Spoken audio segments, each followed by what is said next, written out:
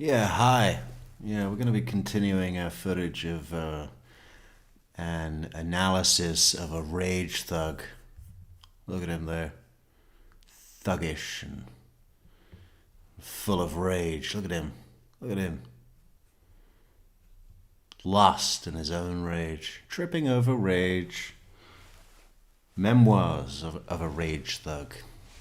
Yeah, part two. We're about to get on to the celebration dinner. And could Jeff Laccase be the most vulnerable that Wendy has left herself? I mean, why would you communicate to Jeff about the celebration dinner? Is that overconfidence? Psychopathic enjoyment about waving it in someone's face? We don't know. We don't know. You know, we still don't know if she's going to be charged. Oh, you know, Georgia Kalperman always does that thing at the end of a trial. You know, she won't talk about Wendy. You know, we got Joel popping up saying, you know, what does he say? He says, "Oh, is this going to be the last arrest? Or will there be another one? A Wendy arrest? Will there be a Wendy arrest?" And Georgia's like, hey, you said a bad word, and we're not talking about that, you know. Not at all. Well, why not? Either arrest her or tell us what's going on. It's too much. How many months has it been now? It was like, what, September? Verdict was September what? 11? Not sure. September 6th? When was the verdict? She was sentenced on October 13th. So let's call it like that. We're now December 4th. Yeah, December 4th. September 4th. Thank you, Information Lady. Information Lady, welcome back, Christina. Welcome back. And so what's it been? October, November, December. 3 months. That's a quarter of a year already has passed since Donna received her verdict. And still no news. Still no news. Apparently she's changed her name to Jill Anderson. Jill Anderson, Miss Anderson. What's that guy in the Matrix called? Neo Anderson. Yeah, so Rage Thug is back. Rage Thug is back. And yeah, welcome back. Yeah.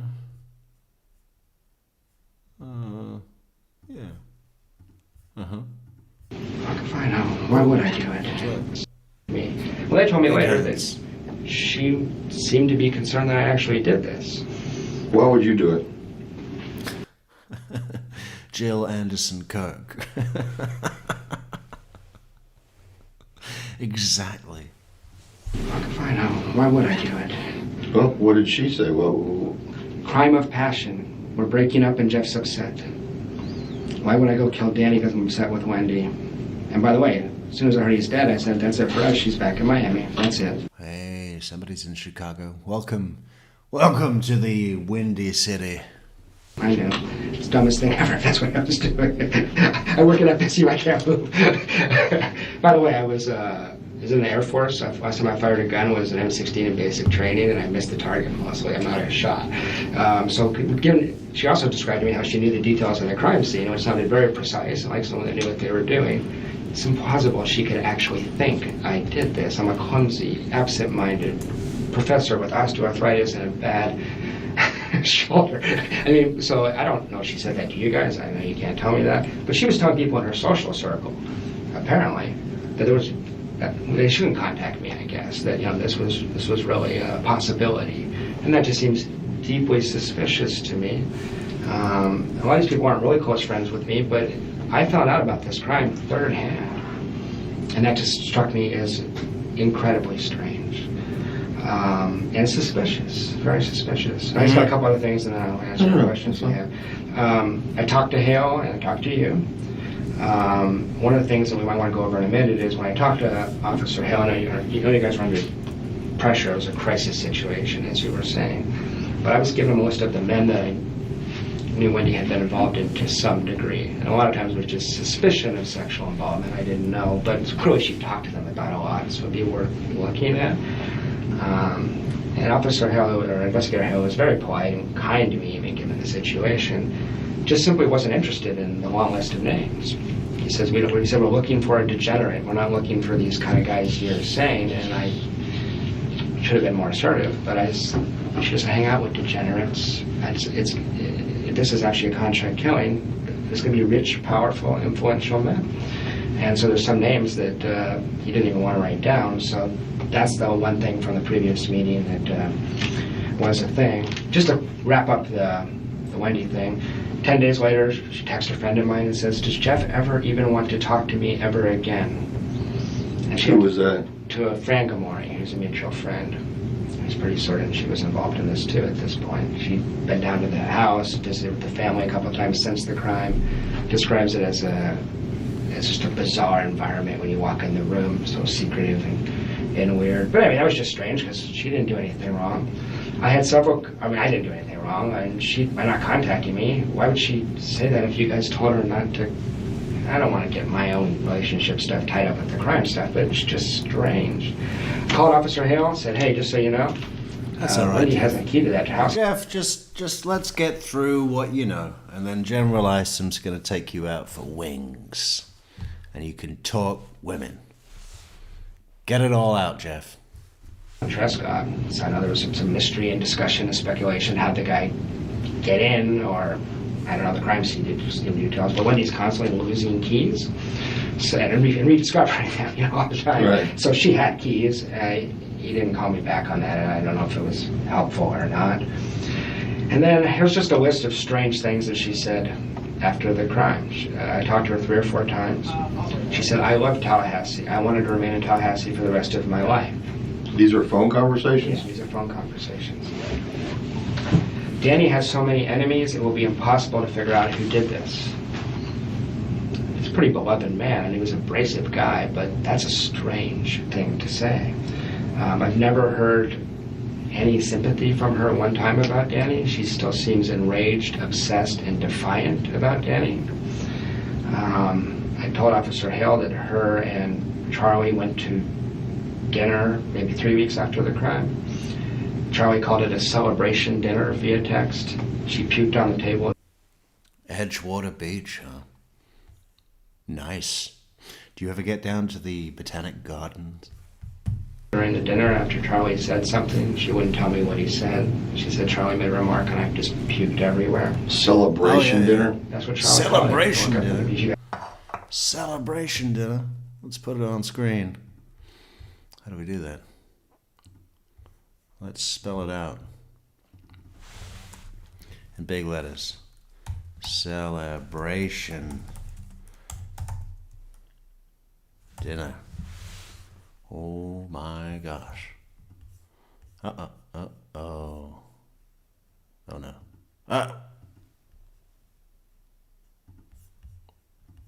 Oh. Celeb. He is a celeb.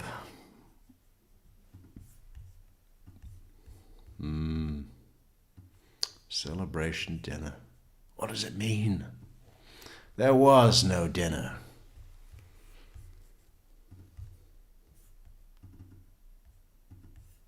Got access to text, you could find out. Yeah, that's what she called it. When she was just in town, she was cracking jokes about Danny getting his head blown off. She said the kids are having problems, but Cracking jokes about Danny getting his head blown off.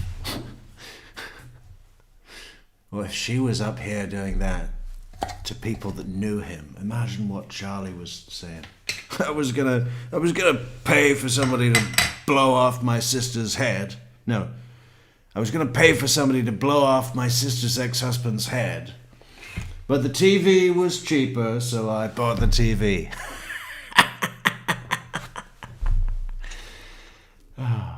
I think that's the most interesting thing about this case is how everyone calls it a joke.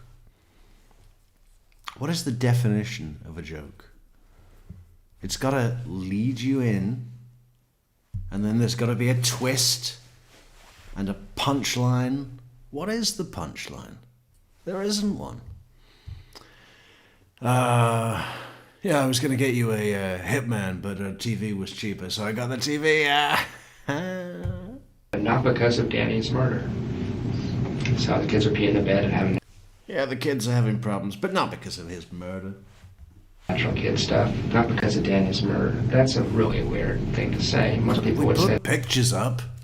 Each boy has a picture of their dad above their bed that we say good morning to and good night to every day.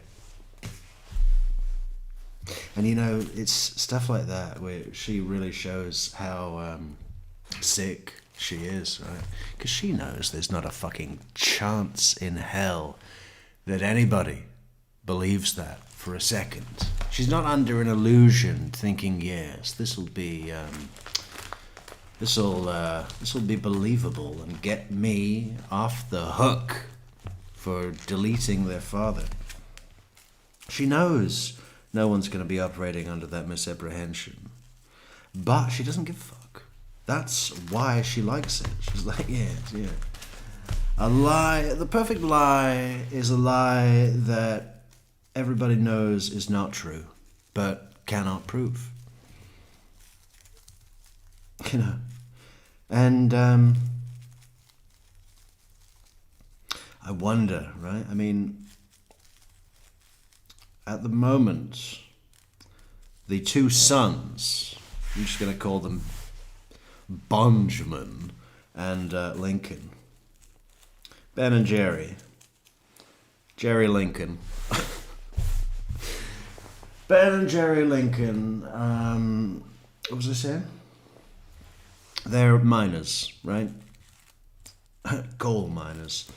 And when you're a miner, you can't be called to testify, something like that, I assume. We're going to need your mother's permission to interview you at length and in great depth about your entire history. But what about when they turn 18? I mean, they're just citizens like anyone else, right? The court would subpoena them. I mean, Benjamin will be 18 in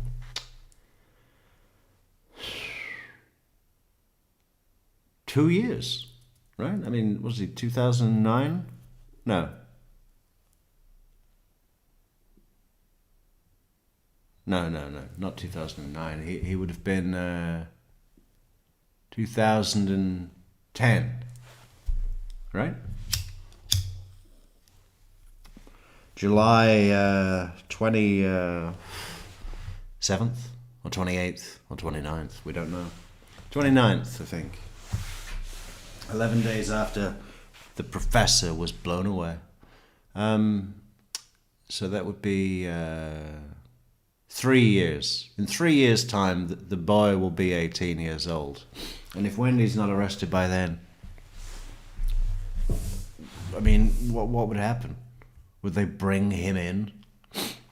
Do you really have a picture of your dad above your bed? He's like, yes, and shows us a picture of George Estrada. This is my dad, my Amazon dad. they're upset because their father just got killed. It seems to be important to her that it not be because of that.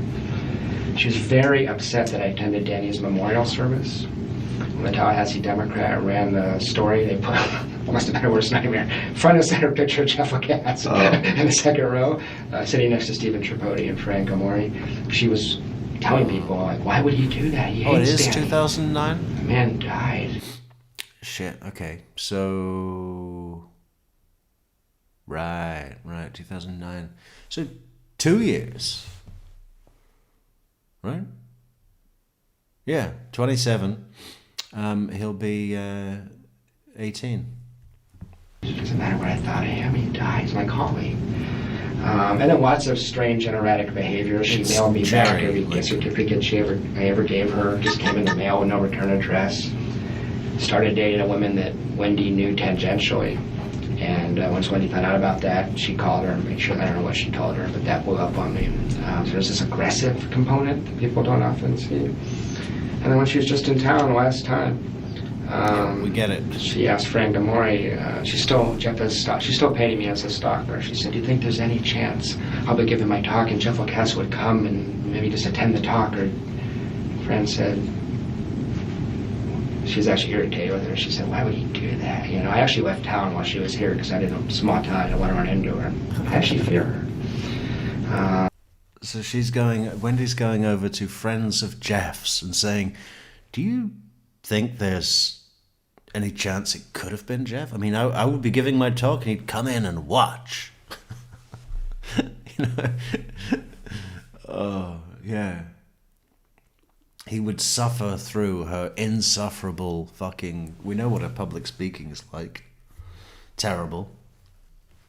Slutty. So that's It's really all she's got, isn't it? And she doesn't even do that well. You know, sort of slutty innuendo presentation. Here is the lovely and talented Chris Miles, or whatever. What was his name? Chris Miles. I'm the lovely and talented Chris Miles. a list of things, and when I go through all that in my head, I come to the conclusion, as you said a minute ago, that she was at least aware this was going to happen, and I think probably involved in it.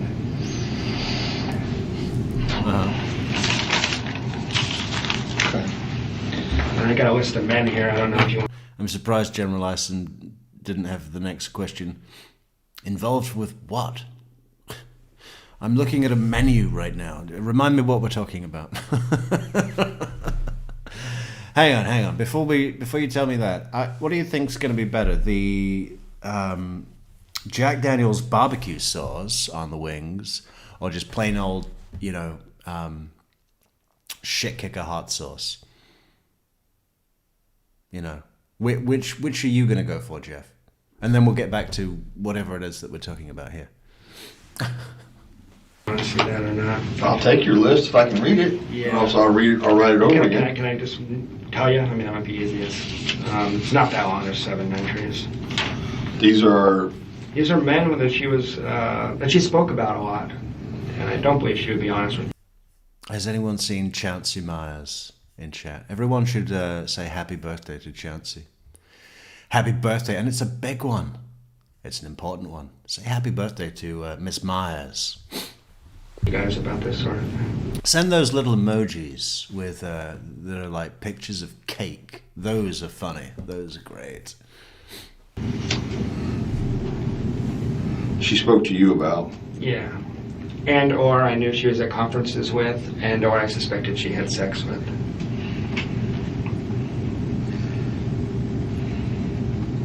I still suspect her and Charlie did this, but I know you guys have to look at everything. Go ahead.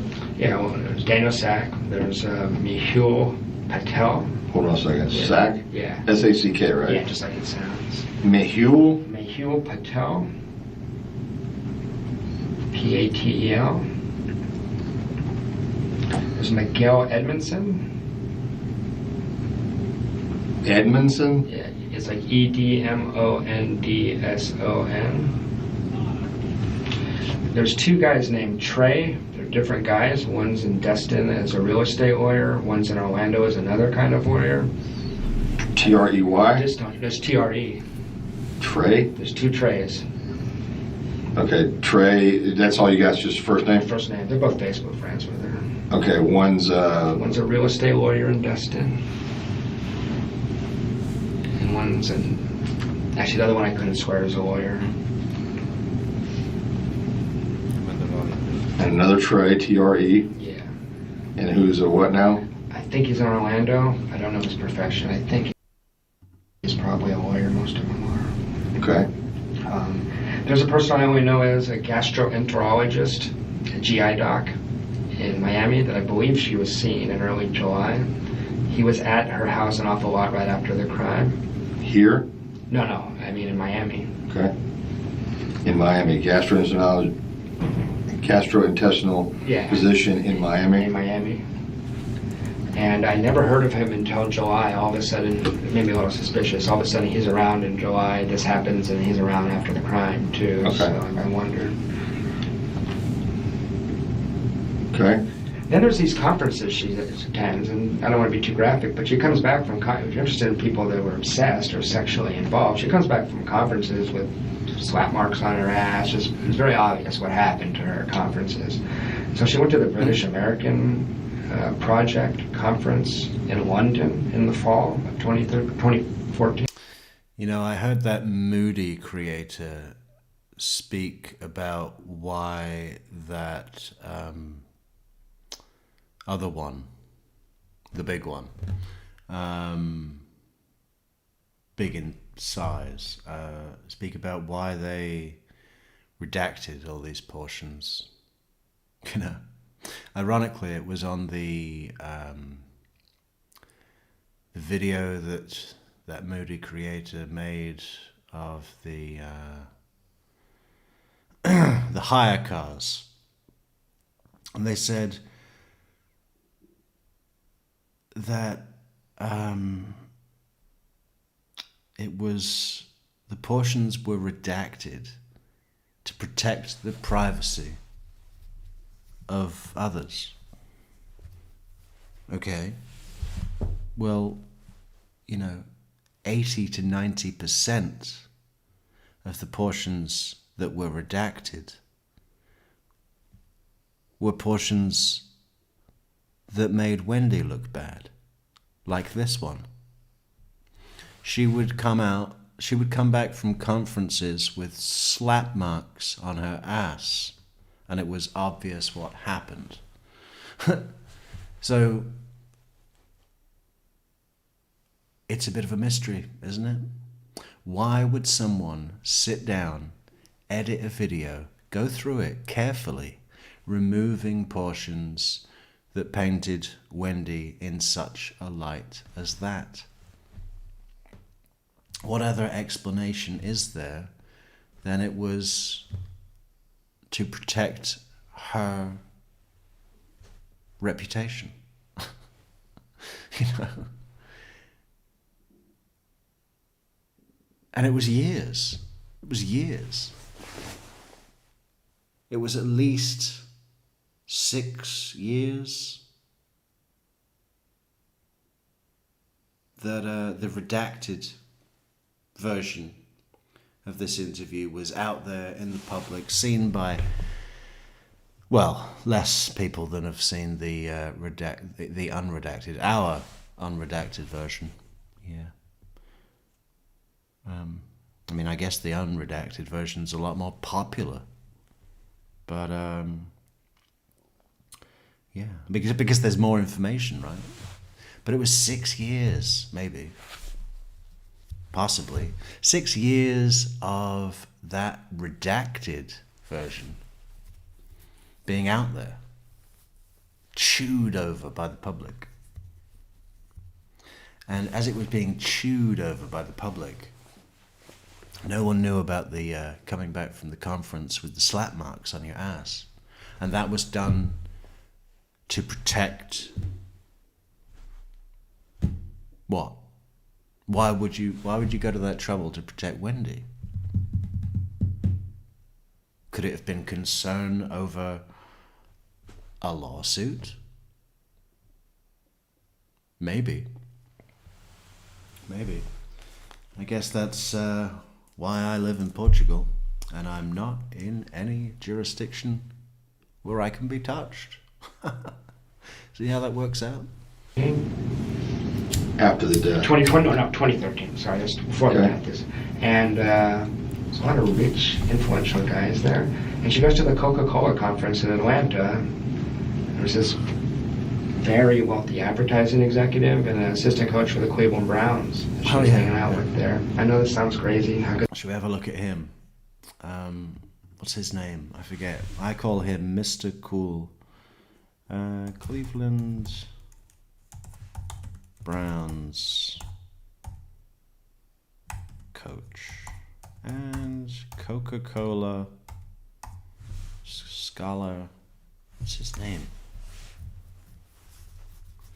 Darren Roberts. Darren Roberts. Darren K. Roberts. So where's his... here we go. Mr. Cool.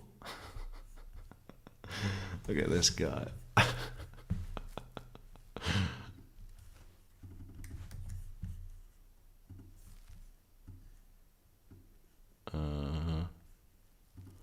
Whoa. Hey, 492 keynotes and counting. Yeah, but were those keynote breakout sessions or real keynotes, you know?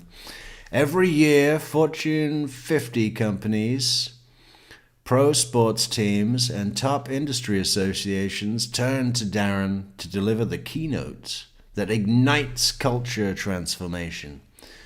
With a powerhouse story of resilience and fearless risk-taking, Roberts doesn't just inspire, he shifts trajectories. How much did they fucking have to pay someone to write that? That reeks of generic, inspirational, ground-shaking fucking statement that you would go onto one of those apps and pay some fucking nobody to write something for $3. Stay in the deep end.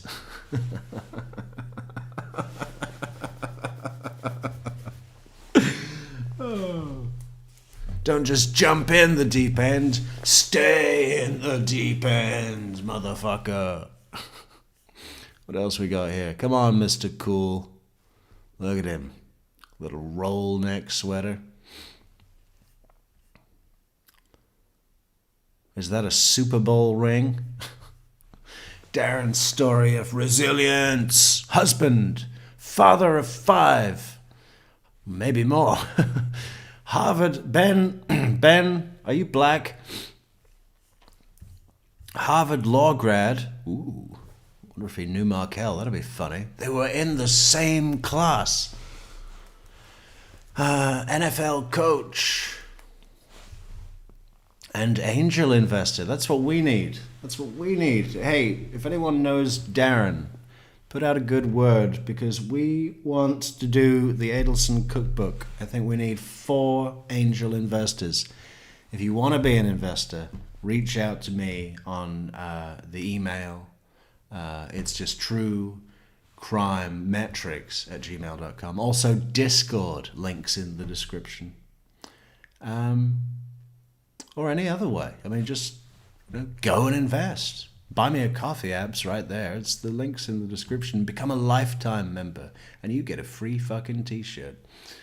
Darren K. Roberts embodies his mantra, stay in the deep end. And he's trademarked that. Oh my God. It's not good. After being waitlisted at Harvard Law for 4 years and rejected by 31 NFL teams, isn't that all of them? They don't have football in fucking Missouri, do they? Probably.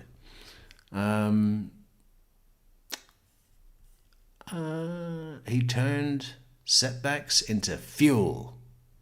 Now, Darren channels that relentless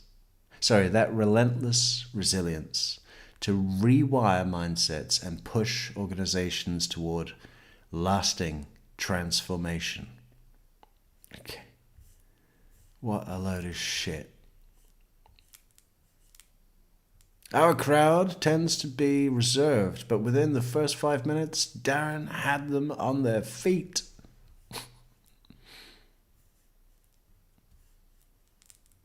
It took 30 seconds of his keynote to confirm we hired the best headliner for our summit. It's from Remax. Risk-taking, rejection immunity, team leadership, personal leadership, goal attainment. Stay in the deep end. Life letter. Life letter. Each month, coach zeroes in on a real pain point and hands you the playbook to crush it. Okay. Each month, coach zeroes in on a real pain point and hands you the playbook to crush it. Is anyone feeling inspired? Maybe we should book this guy for the True Crime Metrix keynote. Think of it as your personal pre-game speech from a former NFL coach landing in your inbox 12 times a year. Join 5,000 plus deep enders worldwide who refuse to settle and are going to war with the status quo. Well, fucking, I'm subscribing to that. Subscribe to the newsletter. I thought it was called a life letter. Right. Oh, does it not work? Doesn't even fucking work. Oh, let me try it on the browser. Oh, okay. So this is what he put out yesterday, December 3rd. Lessons from the attic. I ventured into the attic of my childhood home. Oh. So you have to... It's had 4 likes and 2 comments. Okay, we are signing up. His fucking website doesn't work, man. I'm trying to sign up and... Oh, hang on. Accept. Here we go. True Crime Metrix at gmail.com.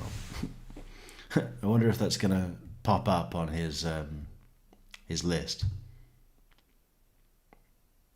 What the fuck? I gotta pay $70 a year to get a letter from this guy? No.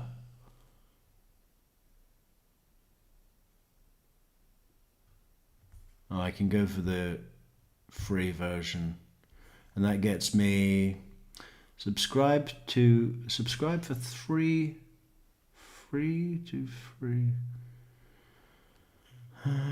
Story Club. The Man with the Key. No, this is bullshit, man. You just want a money. You just want a money.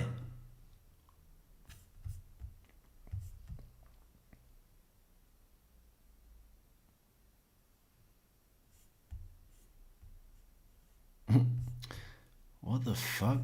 Abbey Road? Why has he got Abbey Road? Oh, look. Roberts Hammond, capture SG posts. Could that be Sigfredo Garcia? Let's take a look at this. SG posts.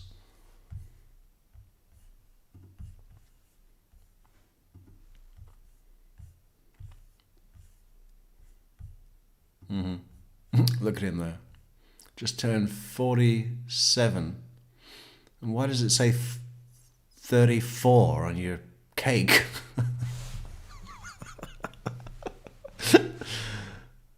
The fuck? The fuck? He says, I just turned 47. Oh, hang on. It's got 4 on the left and then 3 and 4 on the right. I mean, that's not how it works. You're not supposed to add up the numbers. Either get a 7 or don't put any numbers. I'm in good health, and because my knees are still in working condition, I decided to brave the ladder that leads to my parents' attic. Okay, great. Lessons from the attic. What led me to my parents' attic, you ask?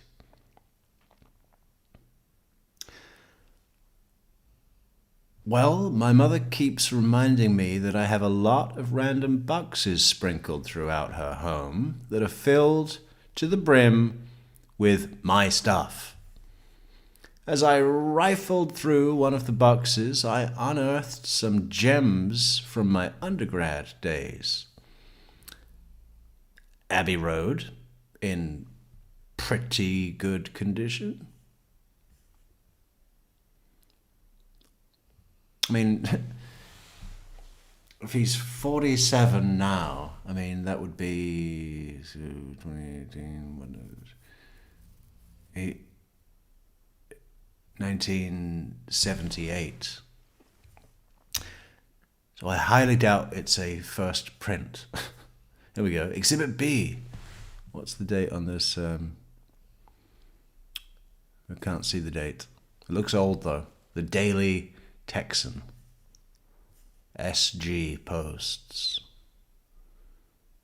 Harvard Law. Exhibit C. It took me some time to just reflect as images from my college apartment flew through my head. 2 decades of lifting has created quite a bit of space between college senior Darren and paying a mortgage Darren. But the true gem of this expedition might have been this find, The Known World by Edward P. Jones.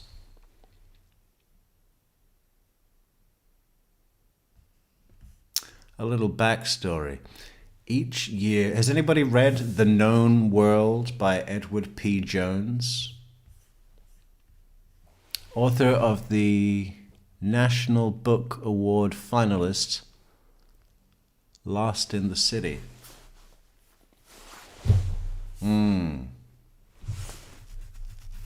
It doesn't look like the kind of thing I would want to read. I'm judging it by its cover because, let's be honest, that's how it's done. Each year I pick a book to read during the week of Thanksgiving, and this year I chose The Known World. Well, not this year. 1 year. You know, you're finding it in the attic now. So it wouldn't be this year. Why? I can't really say. I was walking through half-price books and saw the cover. Yeah, I don't like the cover. Oh, hang on. Are they black? It might be because they're black. I can't really say. I was walking through... I read the jacket and thought, this storyline seems familiar but sounds interesting. This storyline seems familiar but sounds interesting. I mean, that would suggest that the fact that it seemed familiar would mean that it couldn't be interesting. The storyline seems familiar, but sounds interesting. It should be and sounds interesting. Oh, look, there's Will Smith there as well. We don't like Will Smith. You know, nobody does. What a dick. What an absolute fucking dick. Little did I remember, that I'd read the book in 2004 while backpacking through China.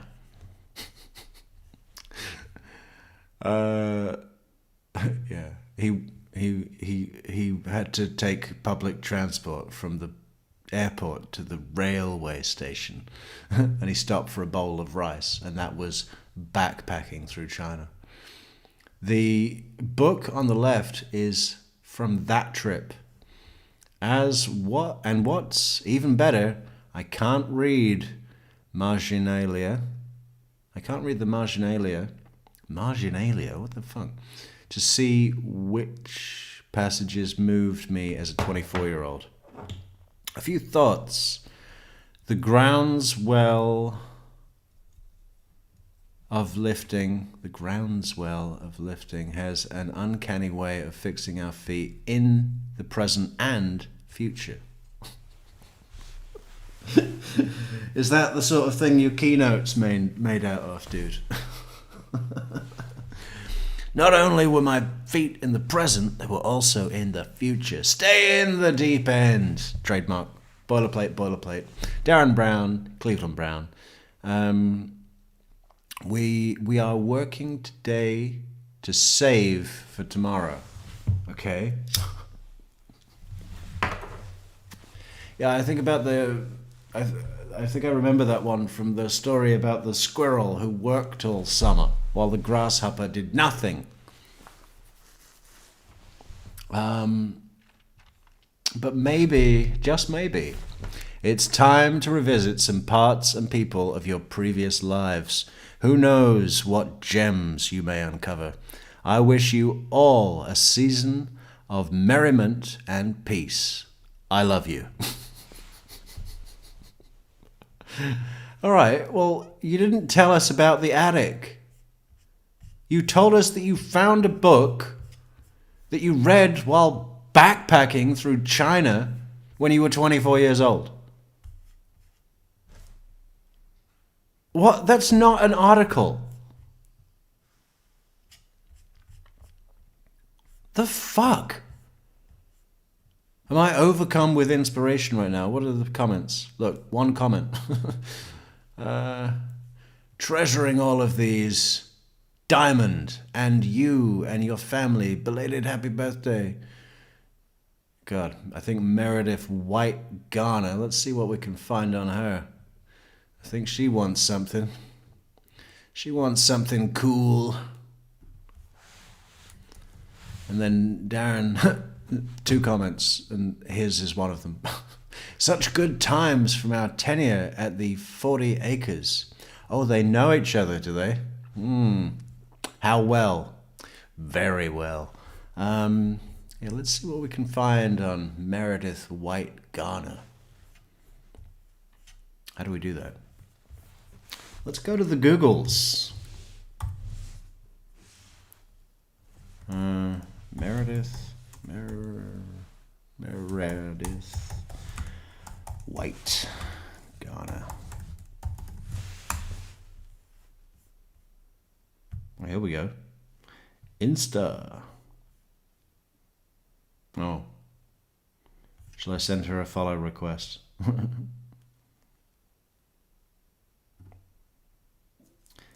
Everyone follow Meredith White Garner on Instagram. We'll put the link in comments.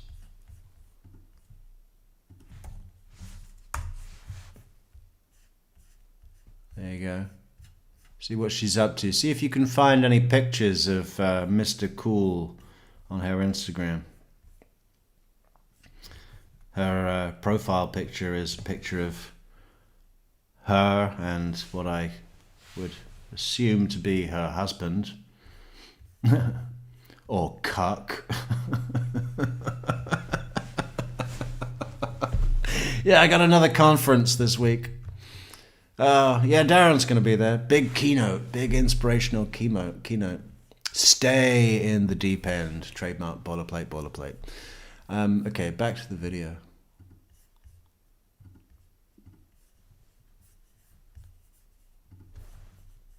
Would they be involved? But those are men that, And she told you about the Coca-Cola guy? yeah. She got a name? Just no rich guy, advertising agency, Coca-Cola. But he's at this conference in... It's Darren R. Brooks. No, it's not Brooks, is it? What am I? Roberts. Darren K. Roberts. Darryl Brooks. When was that conference? April of 2014. She attended that conference. There wasn't that many attendees. And pretty sure she had sex with him. I don't know if that means he killed anybody. and it's the strengths coach for the Browns. I think he's you just Google Browns coach, Coca-Cola scholar. He's on there.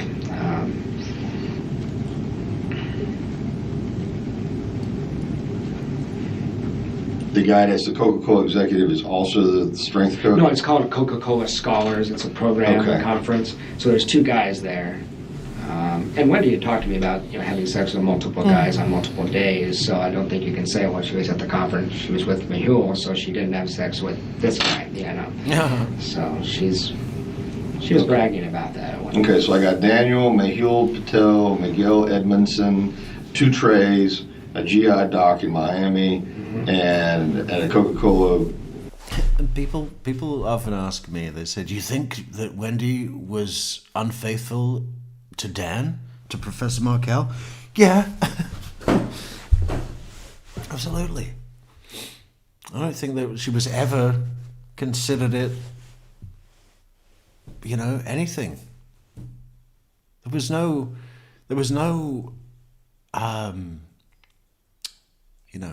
what did Christopher Ducos say? And it was a whirlwind romance. There was no whirlwind romance. There was zero. He was into her. She wasn't into him. Not for one day. Conference, there was an executive and a strength coach for the Cleveland Browns. Yeah, an advertising executive. It's actually from the biggest advertising agency in California. By the way, are the Cleveland Browns are they good, or are they like nothing? Who knows? Someone must know. Are the Cleveland Browns like really good? Like, what's a great team? I don't know. The Dallas Cowboys, or the Denver Broncos, or the Giants, or the 49ers. What's the best team? And is it the Cleveland Browns? California or something like that. He's a really heavy hitter. He's a really wealthy man. The reason I mention that is you couldn't talk to Wendy for 10 minutes and not ever talk about her situation with Danny Markel. So I know one of the theories might be that someone took it upon themselves to do this and that I'm crazy and none of this is true. I don't believe that's true. I just want to give you every bit of information I can. No, I'm with you. We gotta look this up. Are the Cleveland Browns any good?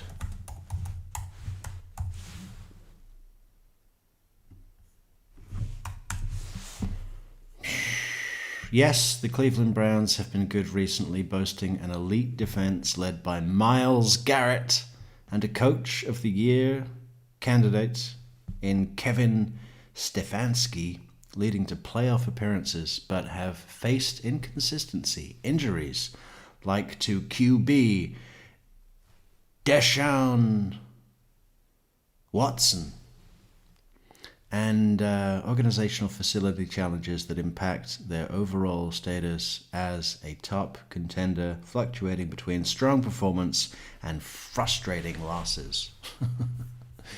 Well, they need to get Mr. Cool to come back and do some strength training. I believe very strongly that she had something to do with it. There's too many coincidences here, and this is just the stuff where I felt. Oh, Michelle, we've been so tired. We fell asleep. We fell asleep listening to a movie called Dallas Buyers Club, which the only thing I remember is a 1974 Dodge Monaco. And I only know what that is because of the Blues Brothers. But yeah, I paid no attention to the movie. It was just on. Too loud and waking me up and infecting my dreams. I think there was a barbecue in it at one point because I was dreaming about a huge stack of grilled meat, which was nice. Pretty hungry, actually. Felt like 100% confident I could tell you this is true. I had a lot of impressions, and there's a lot of other stuff I could babble about all day long.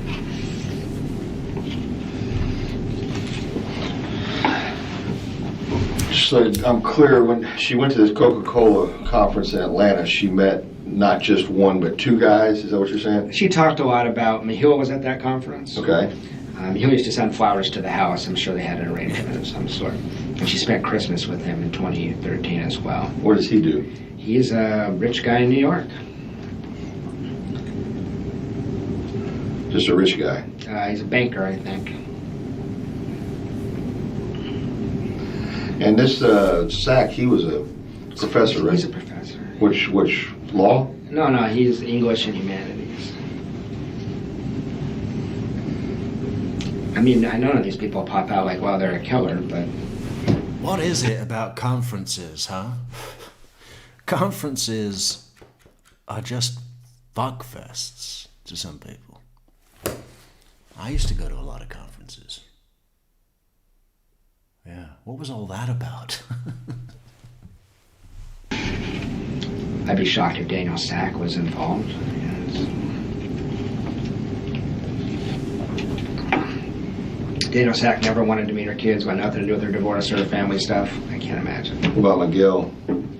Miguel hated, I told Jessica how this. Miguel hated Danny. What was that Phoenix all about?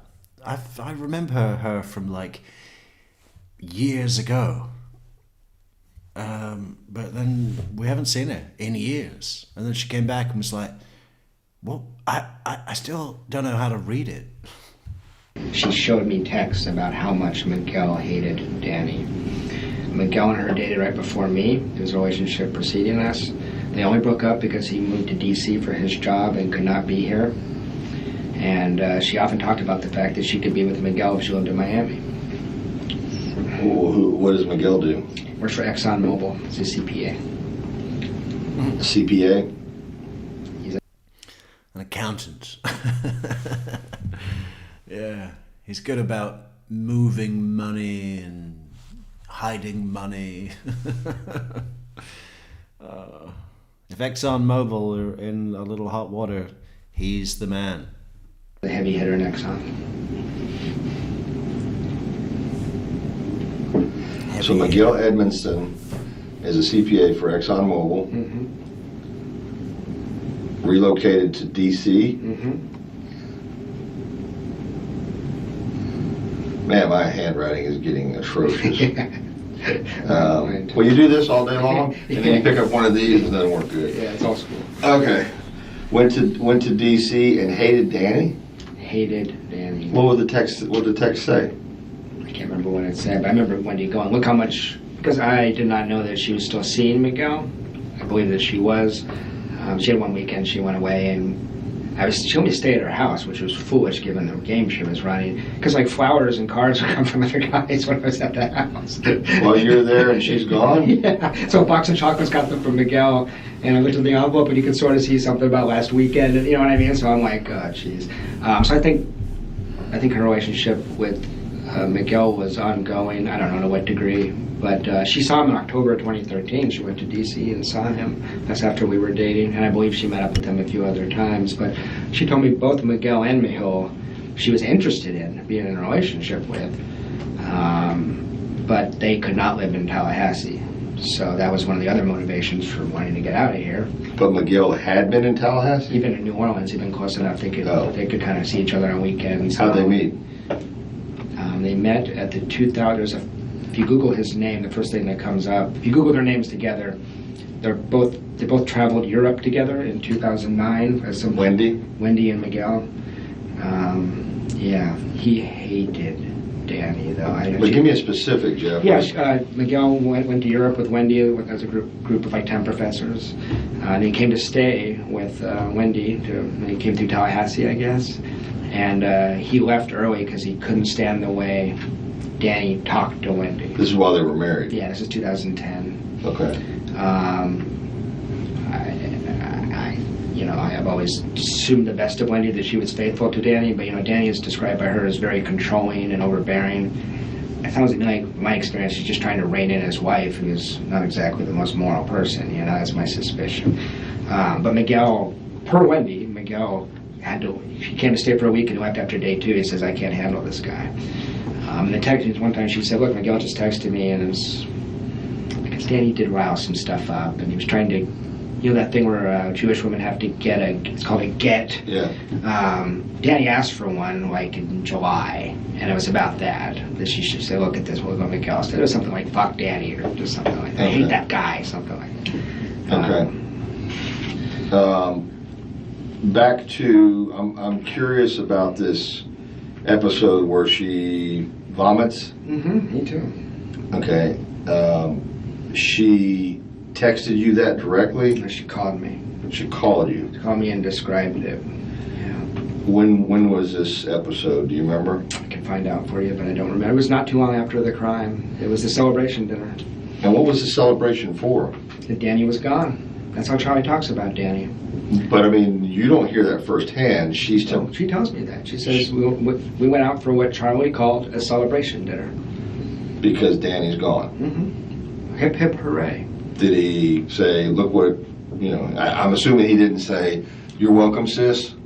Nothing like that, no. No, but they had a celebration dinner, and what caused her? It sounds like something out of a movie, right? Someone does something they wish they hadn't, someone makes a remark, they vomit. Okay. That's what it sounded like. But she puked on the table at a 5-star restaurant.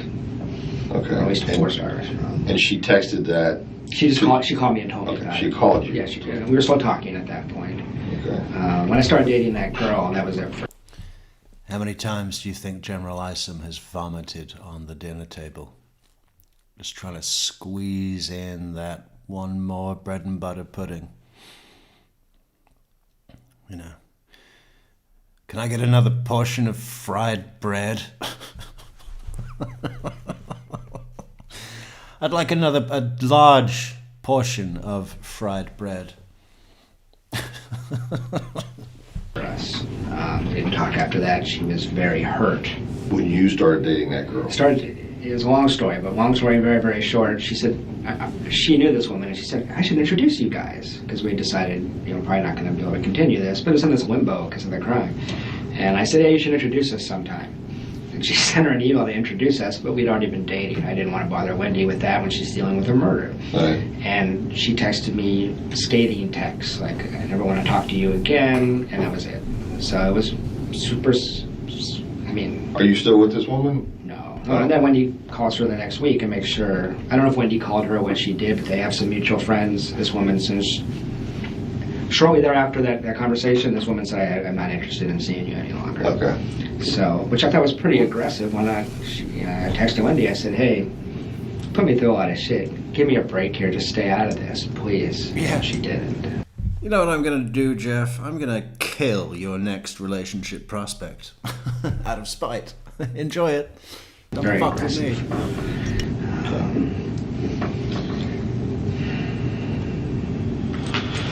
Let me go check on something. You good on water? I'm good, thank you.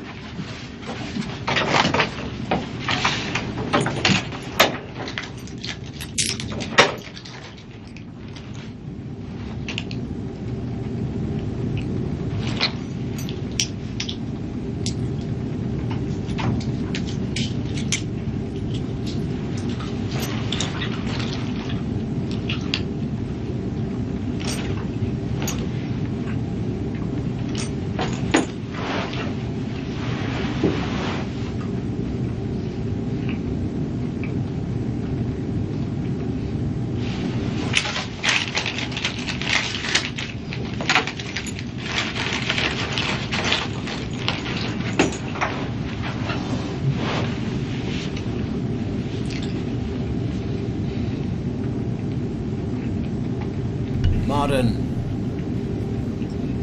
So modern. Oh, it's so modern.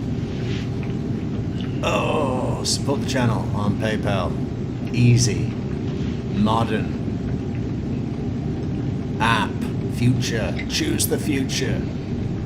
Choose today and tomorrow. Future now.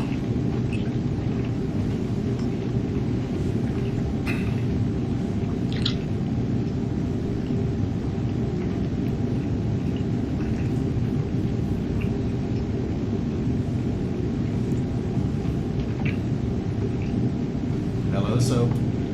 How are you, Soap?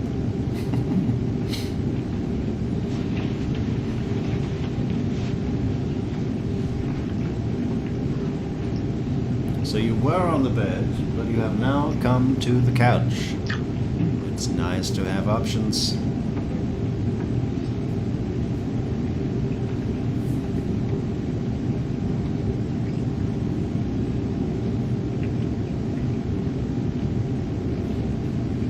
David Anderson Kirk.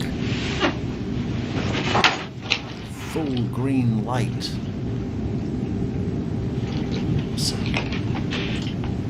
Oh yeah. What do all the rage thug haters say now? Oh yeah, and then he went through his phone. Oh, fidget. Fidgeted with his phone when he was in a room on his own. Let's go to the comments. See if we can find another great rage thug hating comment. You know, I think we got to scroll all the way to the bottom because the angry comments are less popular, I guess. So they go down, down, down. What have we got here? Just how has this woman not been arrested? And how could this erratic woman be allowed custody of 2 little boys? It's terribly sad. That says Sharon Miller. Thank you, Sharon. What else have we got? Now, Carol Bunnell. Carol Bunnell says, now that's 5 people, including Charlie and Donna, that have been found guilty of the murder of Dan Markel. It's amazing that Jeffrey was spot on when he said that the Edelmans, the Edelmans, were a strange family, that Wendy knew all about the plan to murder Dan, and that she tried to implicate Jeffrey in the murder. It will be Wendy's turn soon to face the music, and maybe Harvey will follow. No, he's not going to follow for shit. They've scratched him off the list. I will eat this video if Harvey Adelson gets arrested. That's just not in the future. And it's not looking like Wendy is in the future, is it, really? Let's be honest about it. What's the fucking hold-up? What could the hold-up be? The only hold-up that would make any sense, and it actually doesn't make sense, would be that they need to gather more evidence. Either that, or they're waiting for whoever, she has dirt on to die. I just finished watching Deep Dish True Crime enhancement of Wendy's interrogation. Oh, really? You should see ours.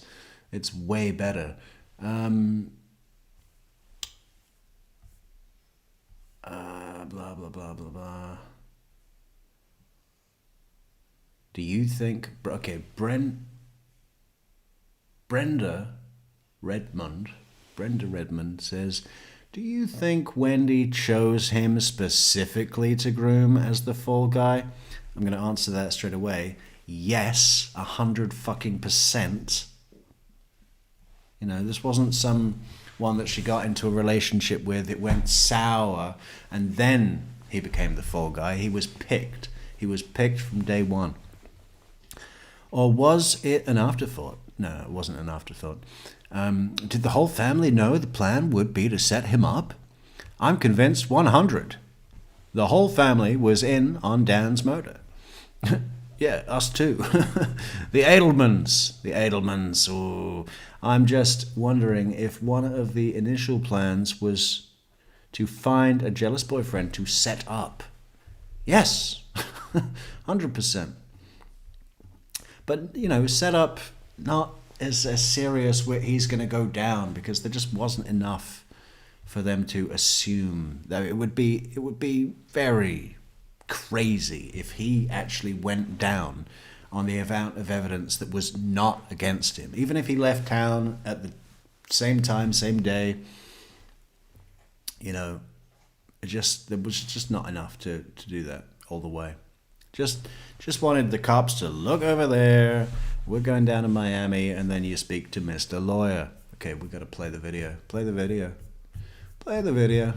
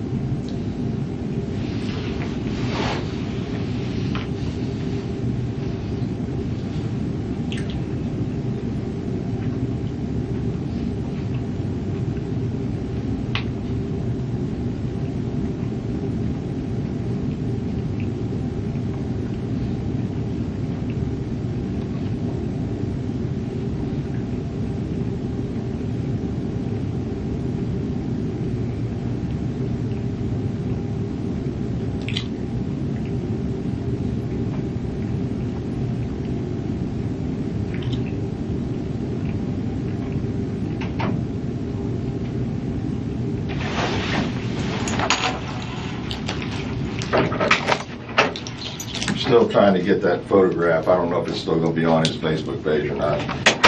I just want to see if I just want to confirm this is the individual. I think I'd recognize it if I saw it. At least it was the same photograph I saw. Yeah. The photograph I recall was 4 guys like this. Okay. Okay. All right, I got the men that you're talking about. She made, well, first of all, does she still have the same phone number? She switched her phone 3 or 4 days after the shooting because she thought you guys had bugged it. Okay. All right, do you have the new number? I don't. I think she has the same number. She has a different phone. She thought they'd bugged it. I mean, the cops, if they bug your phone, they don't put something on the physical phone. You know. She just wanted different handset? Which is silly because you don't need to put a bug on a phone physically. Right. I mean, it's funny. Why would she be concerned about people bugging her phone, or the police bugging her phone, I guess is what she's specifically concerned about? She's real concerned about that. She told me that. Did you ask why? No, I knew I immediately thought she did this, and so she told me 50 times, Jeff, I had nothing to do with this. And I always just let it be silent, sorry. I just let it be silent because I didn't want to go there. I didn't want to play my hand. I've never said anything to her. I just wanted to listen. I was hoping she might give me something interesting and I would come tell you guys. Because she's erratic enough, I thought she might say something stupid. This is another thing. People come to me and they ask me. They say, he should have gone to Wendy and asked her, did you do this? Did you and your brother do this? What would that have achieved? Like what? People are like, oh, if it were me, I'd have gone straight round there and I'd have said, did you do this? Did you and your brother do this? But she says no, and that's the end of that. You know, it makes total sense what he did. He's explaining it now. I didn't want to play my hand. I was hoping she'd let something slip because she does that. And if she did... Boom! Jill! Thank you so much, Jill, for the 3 cups on buymeacoffee.com/True Crime Metrix. Great way to support the channel. And there's also this great modern way to support the channel with an app. Oh, fucking fresh. So fresh. Thank you, Jill, for the support on buymeacoffee.com. Jill says, nothing. Just support, Jill. That's much appreciated. Thank you. Yeah. No, what Jeff did was absolutely correct. Don't inquire. But, watch and listen. And then if she says something incriminating, go to the police, right? Easy. Why do people that when people go on about like, oh, he was keeping track of all the men, oh, he was fidgety in the room and he spoke to himself, I'm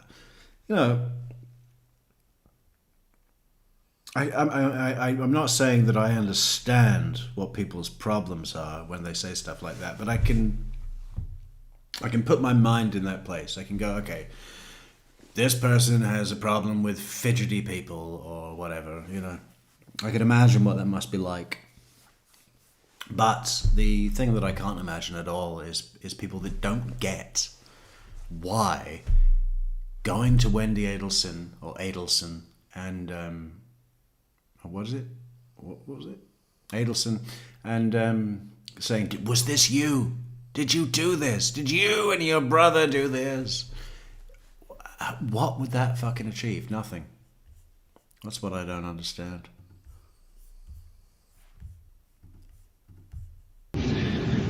She must have said 50 times I had nothing to do with this. And you saw her statement in the press. She's worried for the safety of her and her children. No one's suggesting a serial killer looking for Jewish warriors, I mean, this was pretty targeted, so... Yeah, you think, she's concerned for her children's safety. Wendy plays the victim so well. To me, it looked like classic Wendy. Everybody else felt bad for her. I thought, holy crap, she did this. She plays the victim instantly. She's great at it.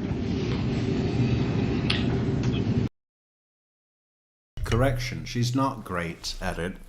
She's only great at it when doing it to people that she has earmarked as appropriate victims of her deception.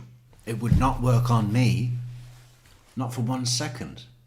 Not even just send me in blind. I know nothing. I've never heard the name Professor Markel. Nothing. Just totally blind. Wouldn't work on me, not for a moment. You said something a minute ago, and I didn't want to interrupt you, Yeah. but I know it was about... And all that means is that Wendy Adelson would never have chosen me to be, the receiver of her victim. What do you call it? Playing the victim? No.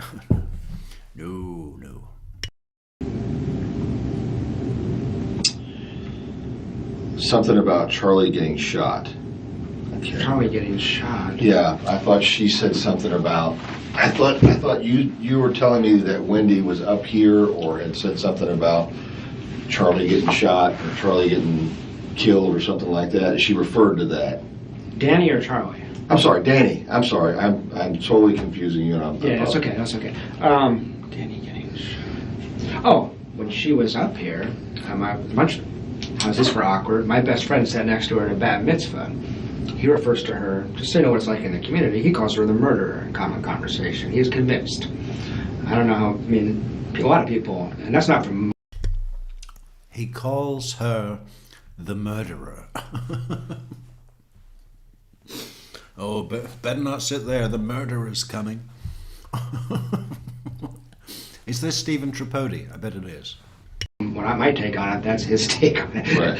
He knows I could be crazed. He had to sit next to her at a bat mitzvah for 4 hours. She's cracking jokes about Danny getting his head blown off. 4 hours? Is that how long that takes? What do they do? L'chaim. Next year in Jerusalem. That's it, isn't it? Had blown off. Yes, crack. And I can't remember the exact joke, but that was how he put it, at least. And he said he looked at her and said, "Wendy, that's totally inappropriate."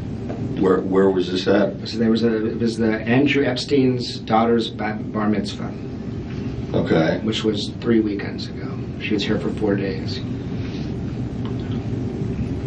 And in the morning when she was here, it was a church ceremony in the morning, the party at night. And the morning one, she sobbed through the whole thing. And whenever anybody asked her, like, what's going on, she didn't say, "I'm sad." She said, "I'm nervous. I'm anxious." I've seen a lot of grief. I'm a social worker. This is really an atypical reaction. It's real strange. And then the evening, she was pretty much herself, but she was cracking jokes. She told some of my friends that she's changing their names to Adelson. She still hates Danny more than you would ever think. And no one has ever heard her say one sympathetic thing about Danny and Markel to this day. And it's just weird. Why would you be hanging on to anger? I mean, it's so... I can only think of one reason: to make the world make sense to you. But yeah, she was cracking jokes, which sometimes people deal with pain in that way. I get that. But, I mean... How did she say it? How did he tell you she said it? There's a pathologicalness about that, isn't there? You can't even pretend like, God, we had our difficulties, but it all seems so,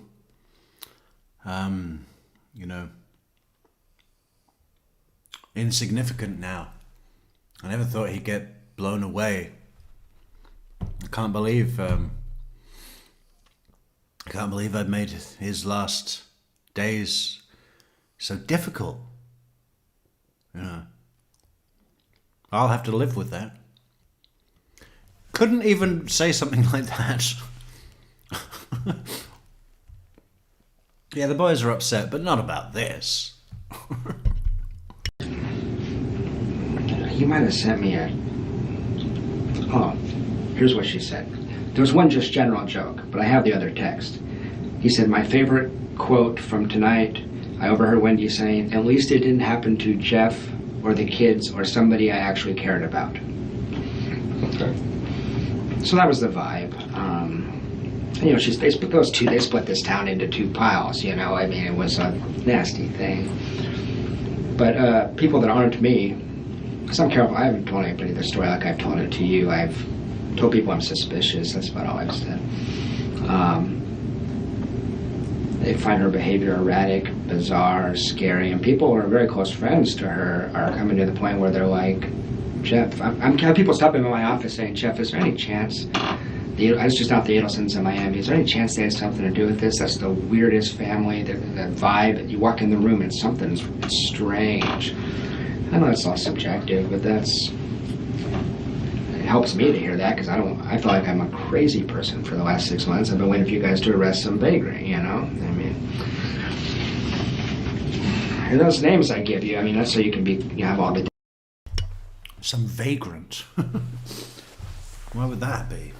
Some fucking boxcar rider, some freight train rider, stopped off in Tallahassee on his way to Kalamazoo and shot Professor Markel. Why would they? I mean, what, for money? Maybe for money. Data I have. Wendy with Charlie. And I don't know who pulls the trigger, but there's a very strange relationship between those two. Yeah, I'll say. I acknowledge this might all sound real crazy to you, Mr. Garrett. I'm not, no. Yeah. So I'm very interested in this. Yeah. I want to make sure that I understand it completely and thoroughly. Yeah. And I can see that it's been weighing on you heavily. Well, it has. Yeah, I want to understand it completely and thoroughly. So, give me a couple of weeks. Because it sounds crazy to people, obviously. Although I told a couple people the whole story like I told it to you start to finish, and no one else has said I'm crazy. My therapist said, one thing I forgot to tell you, I had to go get a damn therapist. It was so crazy. So I tried to manage her. I tried to get some advice on relationships. And in April of 2014, he tells me, look. Where does General Isom stand on therapy? Those quacks. The head shrinkers. Real blunt. I gotta be honest. I heard someone say the other day, which made me laugh. Anyone who goes to a psychiatrist ought to have their fucking head examined. There's two possibilities. One is she's just getting over a divorce, is drinking too much, and she'll settle down over time, maybe live happily ever after. Second option, she sounds an awful lot like a sociopath to me. That's an objective person. Right. And I said, sociopath? He said, yeah, high functioning, but she doesn't seem to have a conscience. And I said, oh, Jesus, what I got myself into? Because I was in love with her. That's the main thing. That's the differentiator. You know, that's cluster B. All the cluster B. You know, no conscience. That's basically her only talent. I mean, yeah, she does the fucking bullshit. The only guy that's fallen for it is General Isom. And Jeff. Sap Jeff when he was being a sap. But, you know, doe-eyed bullshit. Do you think Georgia Kappelman's ever eaten that pile of shit? No. She doesn't have a conscience. That's the only thing in her favor. If you take her conscience away, man, sometimes I wish I didn't have a conscience. You know, it'd be a very different world. I got all those skills, but, you know, I don't want to hurt people. Or I want to do my best not to. Fucking, you know, otherwise it'd be an easy ride. And I wasn't going to leave at that point. But that's the kind of feedback I've gotten when I tell people what she's actually like. Okay. I prefer that you guys catch somebody else, obviously. Right. When's the last time you talked to her? Or had any conversation? I could find it for you. It would have been in around August 20th. Oh, that long ago. Yeah. She cut off all contact because I didn't tell her I was dating. It was just bizarre. That was the time, it was about the time of commencement, summer semester commencement.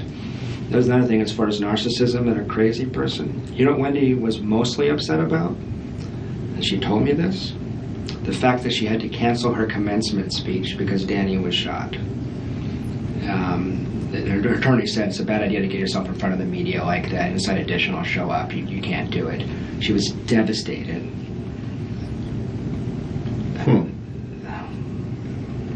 It's bizarre. I went back and looked. Apparently you all have somebody, McPherson. Yeah, Christina says, Isom is like therapist, yoga, social work. What kind of car does he drive? That's the only thing he's got to say about therapists. So you're a therapist, huh? What kind of car does he drive? How does he like his waffles? Jay McPherson. Yeah. How many donuts can your therapist fit in his mouth at one time without swallowing? Because I can do 30. Relationship is she has something to do with Wendy? They claim that she was in the room with Wendy in the 9 hours you guys interviewed Wendy. No, she came up here. She was not in the room with her. Wendy told me she was in the room. Well, okay, let me correct that. That sounded weird to me. She came in the room, I think it was over the children. The children had to be picked up. Gotcha. And there was two ladies that were up here, and I can't remember if that was McPherson or not. Jane was with her that day. Coincidentally, Jane's one of my doctoral students in our program. So she's getting her PhD in social work. I teach in social work, so I know her professionally. Right. Jane is the one. Yeah. So I teach Jane, and she went in there and said, No, I would be looking at Jeff Laccase. I think he might be a good place to start your investigation into this murder. Unbelievable, Jane. When I talked to her for about 3 hours, maybe 2 weeks after the crime, they told me that Wendy and her circle of friends thought I did this. Jane told you that. Jane told me that. She said you had to be there if you were, and she basically made it sound like if you, and she's a confidant of Wendy. See, Wendy has told many people that I stalked her, that I falsely accused her of cheating on me, that I'm this very mean person, all this kind of stuff. And she has friends that are professors in other departments. She's slandered me pretty bad. So I just haven't responded to any of that. But I go to conferences and get weird looks from people. Anyway, Jane is the one that I was so puzzled because I'm a pretty gentle guy. I was always a really good father to those kids, essentially. I didn't understand how anybody could think that, and I don't believe that Wendy could have possibly believed, like, why in the world would I go shoot Danny? Did I want to choke the shit out of her? Yes, but I would never touch a woman, and I haven't been in a fist So fight. you said you just got through saying what I want to choke the shit out of her. Yeah, her, not Danny. Right. There was a few times where I took a time out. I teach anger management classes. You know? I might raise my voice to her that one time because you couldn't. She would call. Yeah, I feel you, Jeff. There was a few moments where I had to take a time out because if I didn't, I was going to reach across the dinner table, grab her by the fucking neck and tear out her own throat. And then, you know, show it to her and smother it all over her dinner.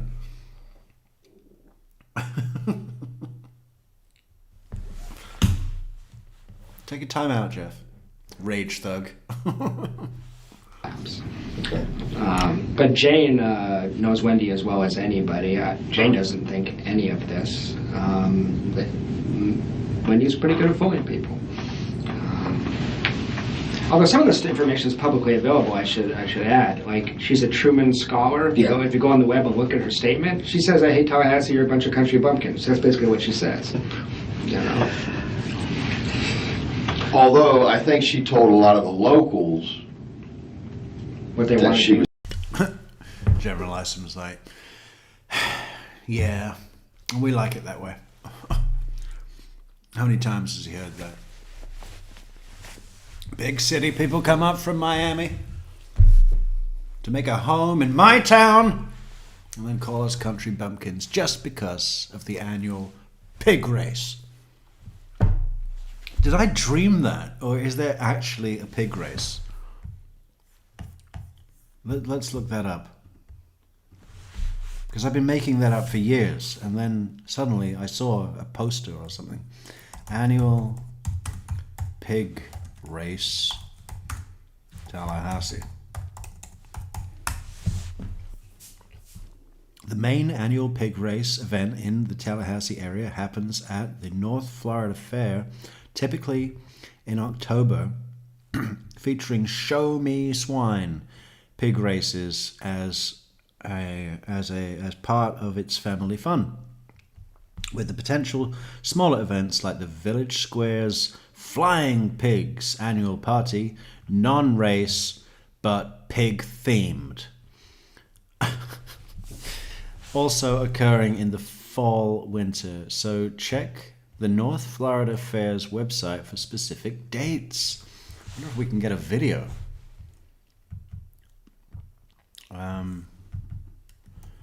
What is it called? Show Me Swine.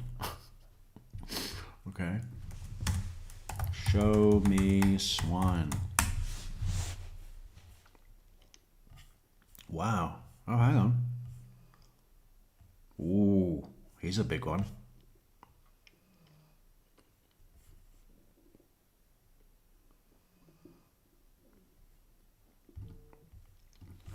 Okay, so here's a short video showing us the Tallahassee pig race, annual pig race.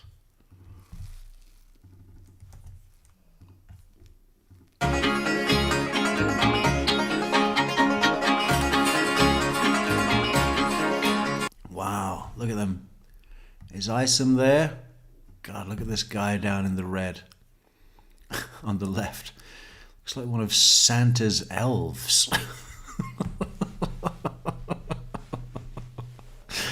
Why are you dressed like an elf to the pig race? It's not even December. When did they say it was? October? It's October, man. Get back to the North Pole. Why is he dressed as an elf? Or is that just his normal, like, that's how he... What? America. America. Look, what's that guy got? Yeah. I think he's been to the hog roast a few times already. The guy in the check shirt, plaid shirt. Towards the right of the picture on the front row. He's eating right now, and just look at that gut. You know, you should be in the race, man. Training the pigs, training for the race. Get sorted.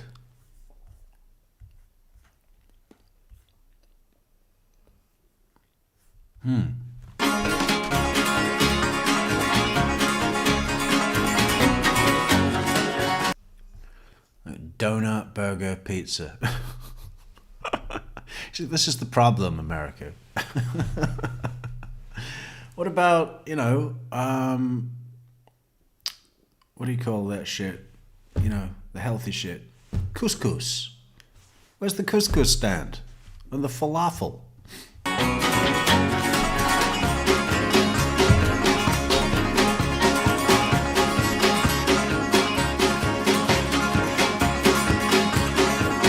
Here they come. Look, so.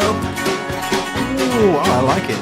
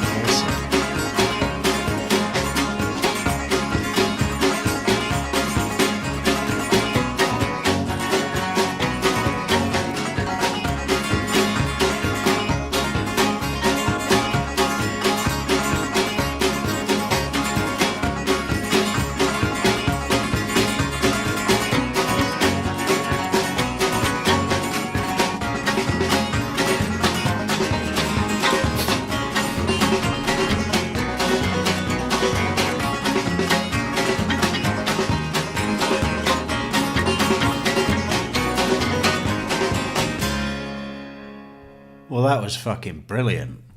I never want to eat bacon again. How great are they? Oh, what else have we got here? Was there another pig race video?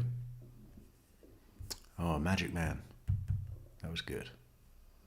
We're going to get copyrighted. Well, we'll cut it out.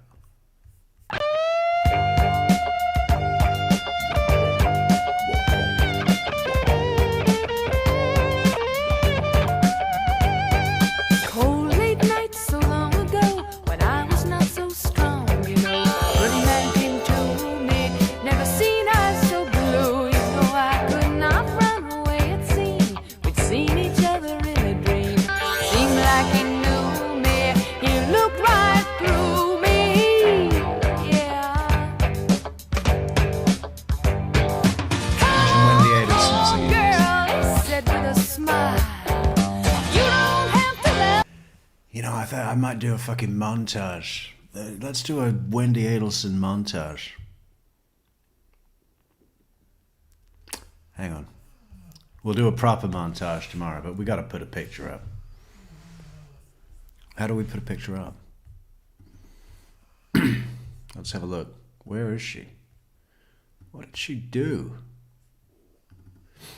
She's everywhere.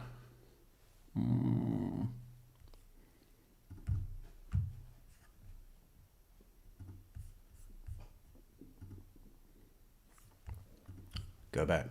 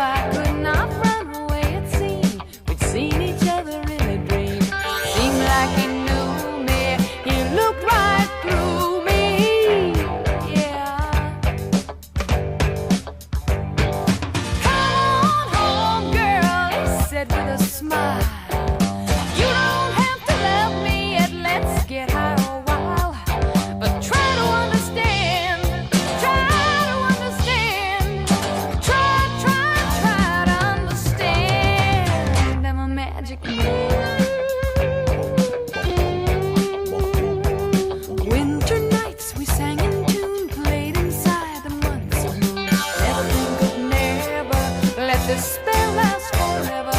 Well, summer lover passed to fall, tried to realize it all. Mama says she's worried, growing up in a hurry. Yeah. There you go, David. That's the face. Oh, girl, Mama cried on the phone. Too soon to lose my baby, yet my girl should be at home. But try to understand, try to understand, try to understand. He's a magic man, Mama. Ah, he's a magic man.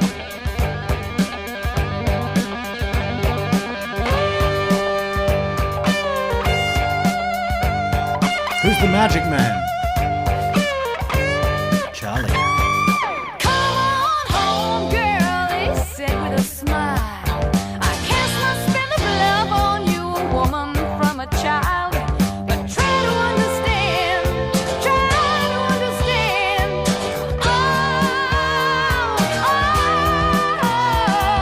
try to understand. Try to understand. He's a magic man. Maybe it's Isom. Isom's the magic man. Ooh, you got magic hands.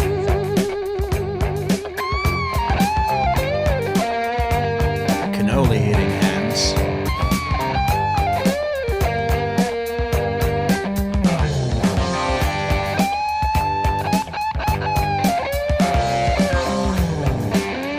Or Danny.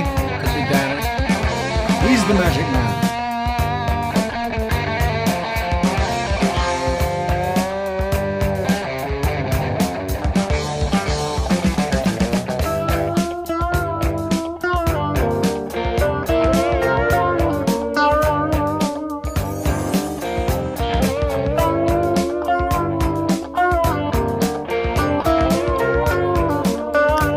Oh, this is getting long now. I need one more chorus.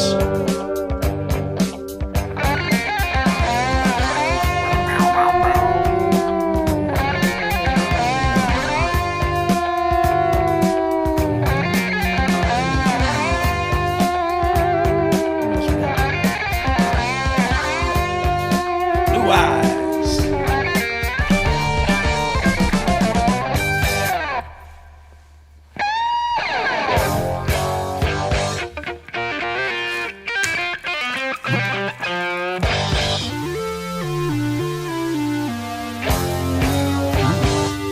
Barracuda. Yeah. What do people, there's uproar in the comments. Oh, Michelle loves it. We knew you would, Michelle. Yeah. I love the pigs, though. That looks fucking great. I hope Wendy's trial is in October because I want to see the race. Oh, shame I won't be able to bring soap. It's a mighty long way. Unless we row. We could row. God, wouldn't that be something?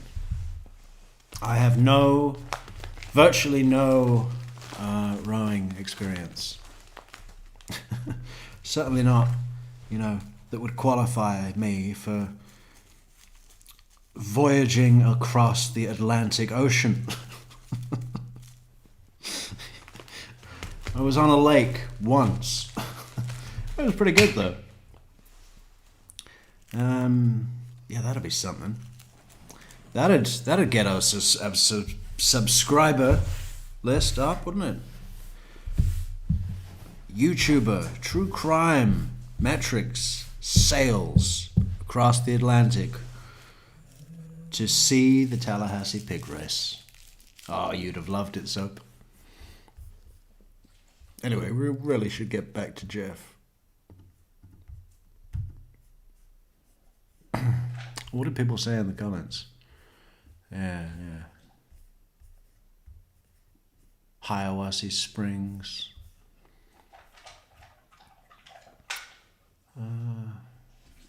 Yes, in Wendy's book, Hiawassee Springs, had a fair that Lily and Josh attend, and they watch the pig race. Ah, yeah. Okay. Now I remember.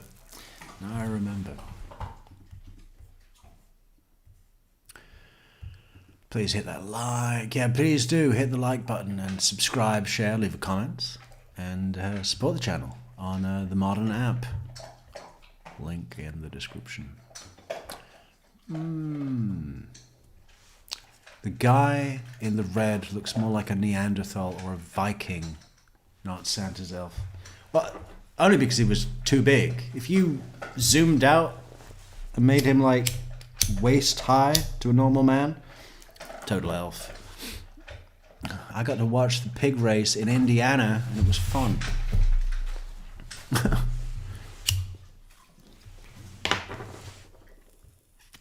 Was anything else fun, though, about Indiana? Did you go there on purpose, or were you stuck? I think most people just get stuck.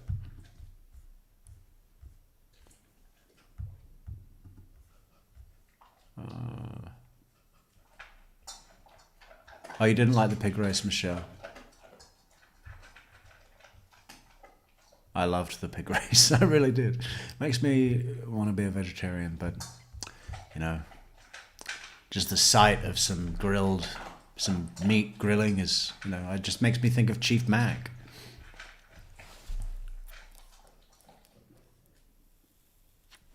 And this music from The Deliverance is disgusting. The Deliverance. What is that? Is that a movie? It was a creepy race.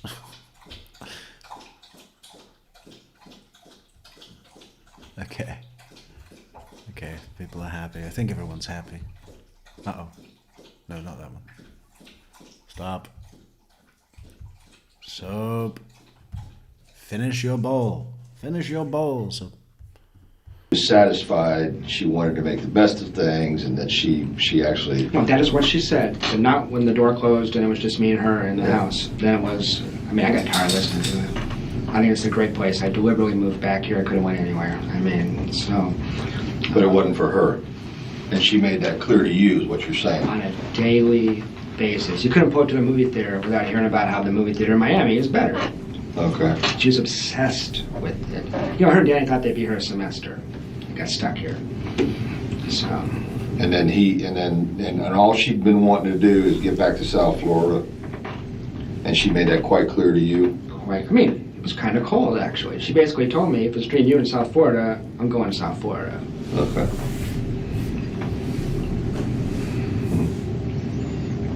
I'm trying to think if there's anything else. I heard that the FBI had maybe talked to her brothers. Oh, that's another thing. Their brother Rob in North New York.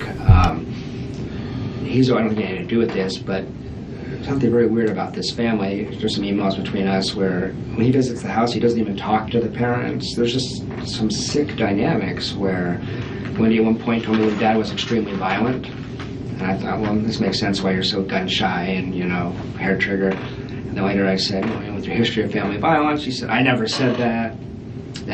So there was a lot of inconsistencies in line, but I don't think Charlie's been up here. If you were, with your experience and instincts, you were to talk to Charlie, I assure you, there's something off about that guy. What about this FBI thing? I heard through the grapevine that the FBI talked to Rob up in New York. That's what Wendy told you?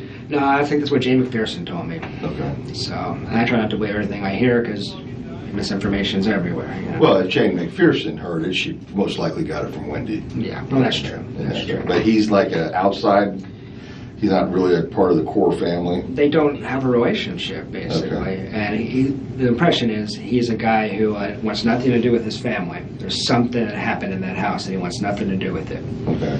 And I just think there's, that's the other theory, which will sound super crazy, but...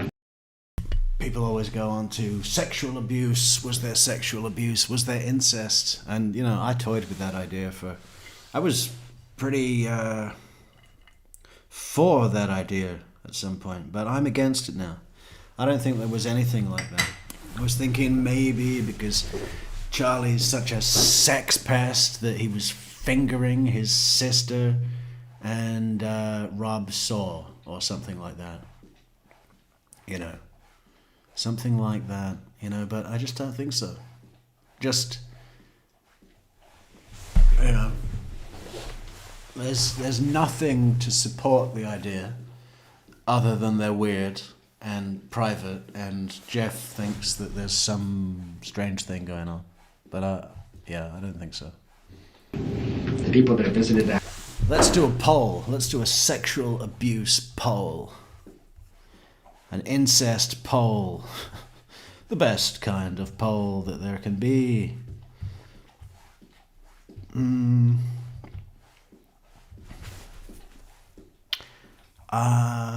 Start a poll. Adelsons. Was there sexual abuse,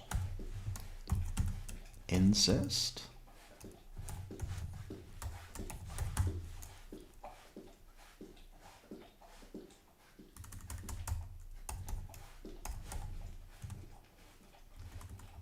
how do you spell incest? Is it with a C or an S? It doesn't come up that often. It's with a C. Okay. At least in Great Britain. It's probably a Z in America. Incest. It's like the same thing where you get when you peel an orange and you're in the zest.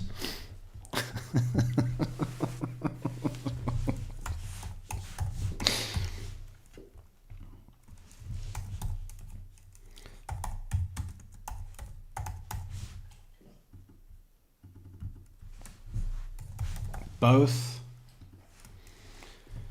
sexual abuse, incest, we're going to spell it the American way, with a Z, incest, or neither.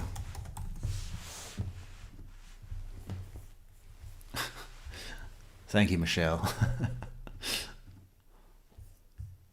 Yeah, everybody vote in the poll because, yeah, neither. I don't think so either. I think definitely neither. But it'll be interesting to see what everybody thinks, right? That's why the poll is good. Vote in the poll. House in Miami. They said to me, has anyone considered maybe the whole family's in on this? Somebody thinks both. Who is that person? I bet it's you, Christina, isn't it? Is it?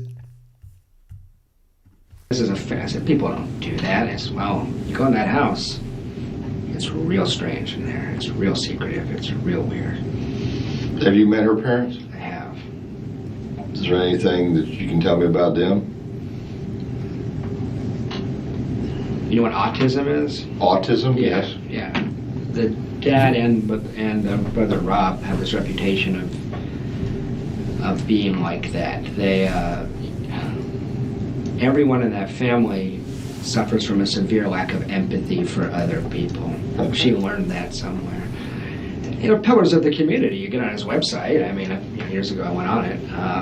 He was polite to me, but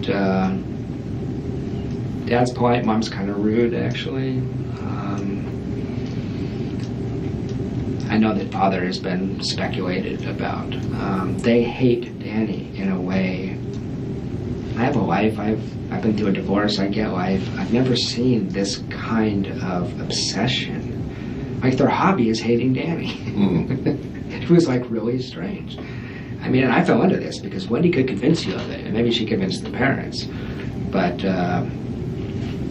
they were going to put a. You said you looked at some emails, but not others. At one point, Wendy was going to get a restraining order against Danny, which in retrospect is bizarre because he was a good dad. But she had Gary. You know, Gary is a lawyer that he's the one that offered Wendy the job so she could relocate in the summer of 2013. He runs a tort firm suing drug companies.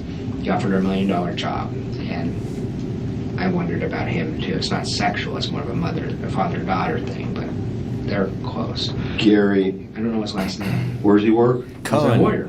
He works in Miami. Okay. He owns a tort firm, and their emails. I mean, she sent this document. It was she had compiled every email, like between Danny and Wendy, for like a year and a half. And the idea was to make this legal case that Danny is harassing her and stalking her. She always goes to this. She told me Danny was a stalker because he looked out the window one time and saw her walking down the street without the kids, and he goes, "Where are my kids?" I have right of first refusal. If you don't have the kids, I should have the kids. Wendy claimed that was stalking because he said, So anyway, all these emails, and the idea was we're going to persuade some judge that Danny needs to be reined in. I read this document, and at this point I'm a little skeptical because she's screwing everybody else. And I said, this is an indictment of Wendy Adelson's character. You read this thing, you get the impression this woman is a total loon. It was interesting because she thought, like, from her point of view, it showed what an asshole Danny was. If you were to read this, it's like, this person is crazy. So that was when I started to figure that out. But there's that different perception. At first she seems really together, and then just loses her mind. So my worry is that she had something to do with this, and has no conscience. And it's hard for me to believe she could. I know you can't give a polygraph. I can't believe she'd pass a polygraph. I can't believe she would stand up to repeated questioning if you guys had any leverage. I understand that this was done in a smart way. I don't have any leverage. But my experience with her was over time, she just collapses. Okay. Well,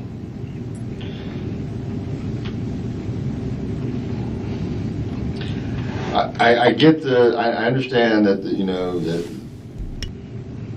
you never heard Charlie say anything derogatory about Danny. Oh, are you kidding me? Yes. Did you hear him say anything in a threatening manner? No. Yeah, just a bit. You never heard Charlie Adelson say anything derogatory about Danny? Isom, what meeting have you been in? For fuck's sake. Well, How about if we were talking about spare ribs, you'd be listening all the way through? I myself said I like to kill Danny Markel. I told you guys that because Wendy told me he was sick. Spare ribs dipped in In honey. that hot tub. This is what this family talks about. In that hot tub. I don't remember. He definitely in that hot tub, half the conversation was about what an asshole Danny Markel is. And he was very heated up about it. He's a very intense guy. It was a little different than when I would say it, Bandito's burrito. I was like, someone should kill that guy. I'm so sick of his shit. Really, it was Wendy's shit. I was manipulated. The brother, they were married 9 years. They have 10 years worth of the bullshit to be upset about. And the rant and rave about how he handled the wedding. How he handled the wedding. Kosher versus not. Remember when he did that at the wedding? What? Sure. I mean, it's like their hobby. It's bizarre. And I didn't have that written down. When was the hot tub conversation? That was right after the March 12th? Yeah, it would have been like March 17th or 18th. It would have been the Sunday at the end of spring break last year.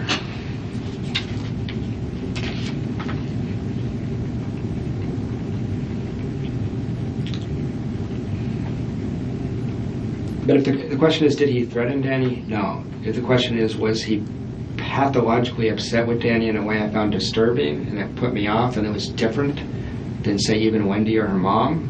Yes. Incredibly intense about it. Incredibly intense. Charlie's so difficult to get along with, he doesn't have one dental office. He works at 5 dental offices and they can only handle him 1 day a week in each office. Really? Yeah.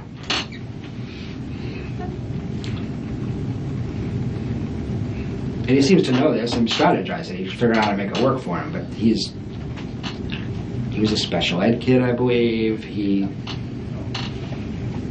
very difficult to get along with.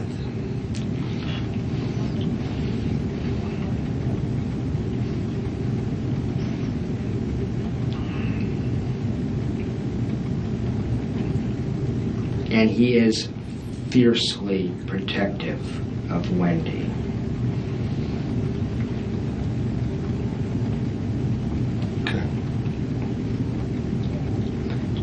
He had suggested seriously that they convert to Islam. The whole family? Just Wendy and the kids.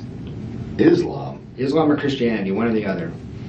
Just to screw with Danny. So they're not very devout in their No, Jewish religion. they're atheistic Jews. Pardon? They're atheistic Jews, Jews that don't really believe in God. They do it culturally, they eat the food. These people don't have ethics or morals. I mean, they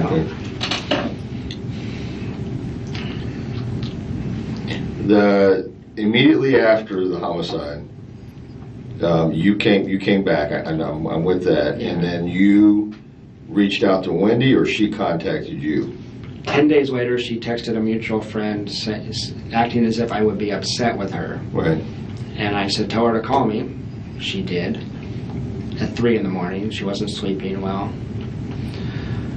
And we had a very awkward conversation. Mostly just, I think literally she talked for an hour and a half, and I said probably 30 words. I just listened mostly. It was real. She wasn't sleeping. It was real crazy. But that's where she told me a lot of things that weren't true. I mean, and that could just be a relationship thing. Maybe she just, I couldn't contact you until Jimmy Judkins talked to you, Right. I believe.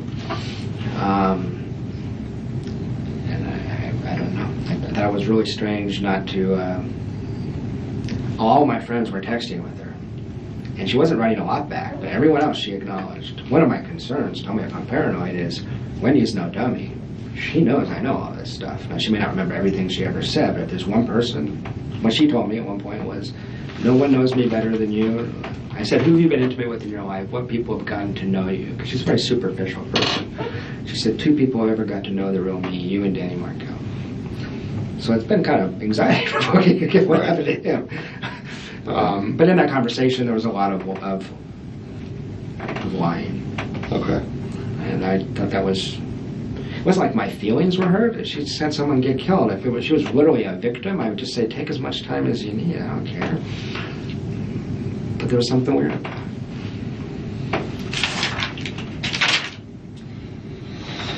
Okay. Let me see if this picture's available or not. Okay. It may be off.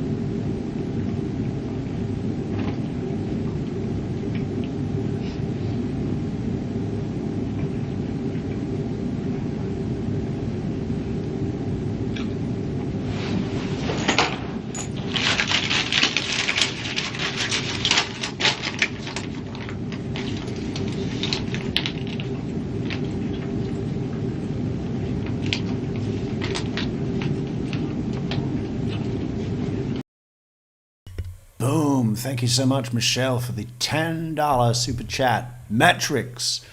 We have such a fantastic community. Glad to be part of it. Love you, my friend. We love you too, Michelle. Also, the thing that Jeff just said about Wendy saying two people have gotten to know me, the real me, you and Danny Markel. She says that to everybody.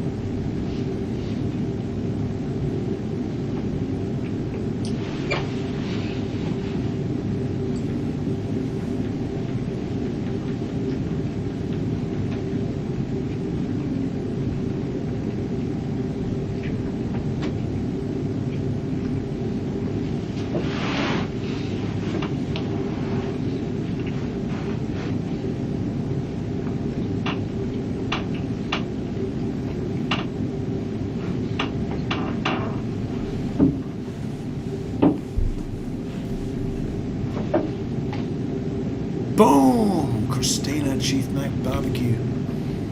Smoky voice, smoky sauce.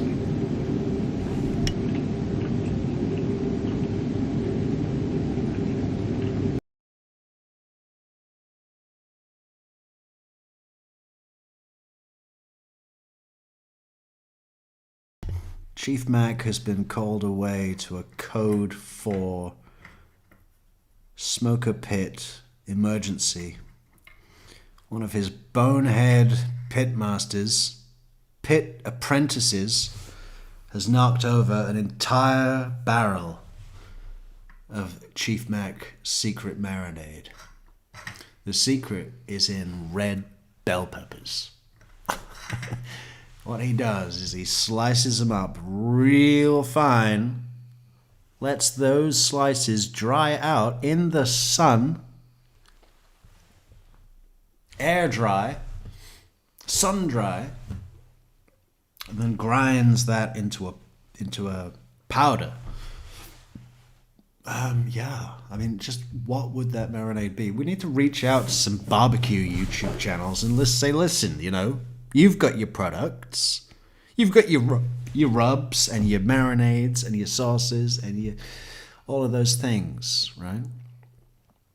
And just tell them about this fucking opportunity, because there is a big market in a full line of barbecue condiments with Chief Mac's face all over it. Let's get Chief Mac up here. Get on up here, Chief. Get on up here. Where are we? Where's the Chief? We need a song for the Chief. What could it be? What could it be? I'm trying to think if there is a song that's good and about barbecue.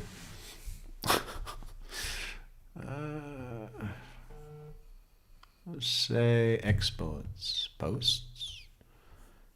King of Grills. There he is. Boom! Look at him. Look at him there, isn't he great? King of Grills. Well now, we soak the pork shoulder in apple cider, and it sweetens the taste. You about the only fellow around here that's got a thing for pig tongue. I can never eat a pig again, not after seeing that race. Sticking with chicken. Fuck them. Boneheads. They know nothing. Pigs are very smart. They sing to their young. They can play a video game using their snout on the control, on the game control pad, joystick. I don't know.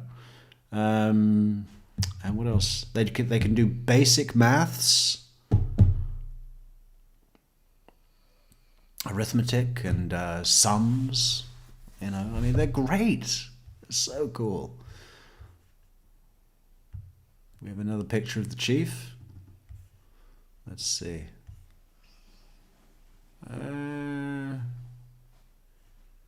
Where is he? There he is. King of Grills. This is when he was cited along with famed, what's her name?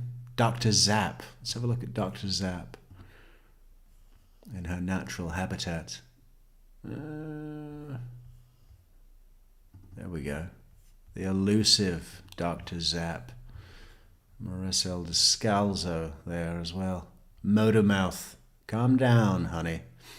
We're not in Miami anymore, honey. Look at simple Dr. Zap. Little hoodie. Cheap watch. Eyeglasses that don't look good. How much do you think the combined value of all the money people spend on eyeglasses in Miami is? I bet it's billions. I'll check this one out. This is good. Anyone remember this? This is an old picture we found of the Adelsons back in 1905. An original, first generation. Yeah. The tall one is Donna's grandmother on her father's side.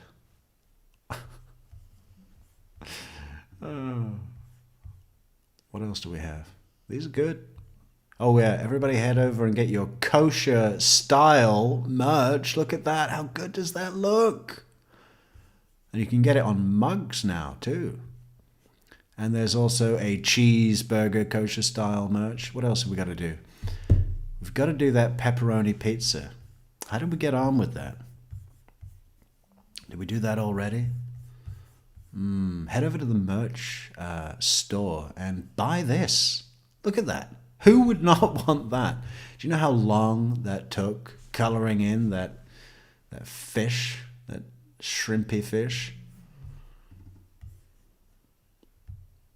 It was days. It was fucking days. Weeks, months. What else have we got here? Oh yeah, look. This is what General Isom uses when he finally gets that XR7 Mercury set up and does his long-awaited tour of the US, state to state. I like how this actually really does make sense as well. You got your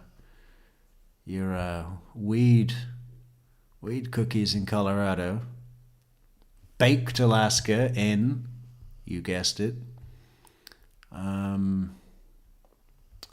Mexican Day of the Dead cookies in New Mexico. What else makes sense? What does Maryland have for our good friend and colleague, Michelle?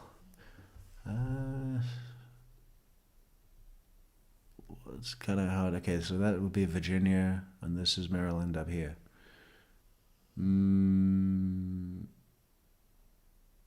What is that? That's like, it's the black and white one, right? You got your strawberry cheesecake over in Delaware. Or is that New Jersey? I don't know. Banana split is Pennsylvania. Does that make sense? Blueberry pie up in Maine. I know they have blueberries. But what is that Maryland slice of cake? It's like, it's got a white center and chocolate on the outside with a little squiggle on top. What is that? Is that a Maryland special? Could be. Wisconsin. Wisconsin has like a fig roll. I don't know. We need Harley D to come in and tell us. That'd be Mississippi mud pie, right? Okay. Yeah, now you see, we're getting it. Mississippi mud pie. Alabama has, what is that? Oh, look, there's red velvet cake in Arkansas. Cool. And Florida, of course, is key lime pie. Cool. Anything else? Any more posts? Katie. Space Buns Katie.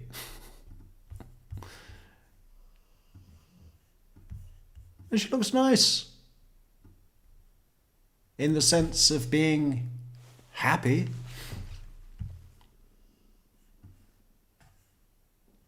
March 26. Can you imagine? All those months ago. What else?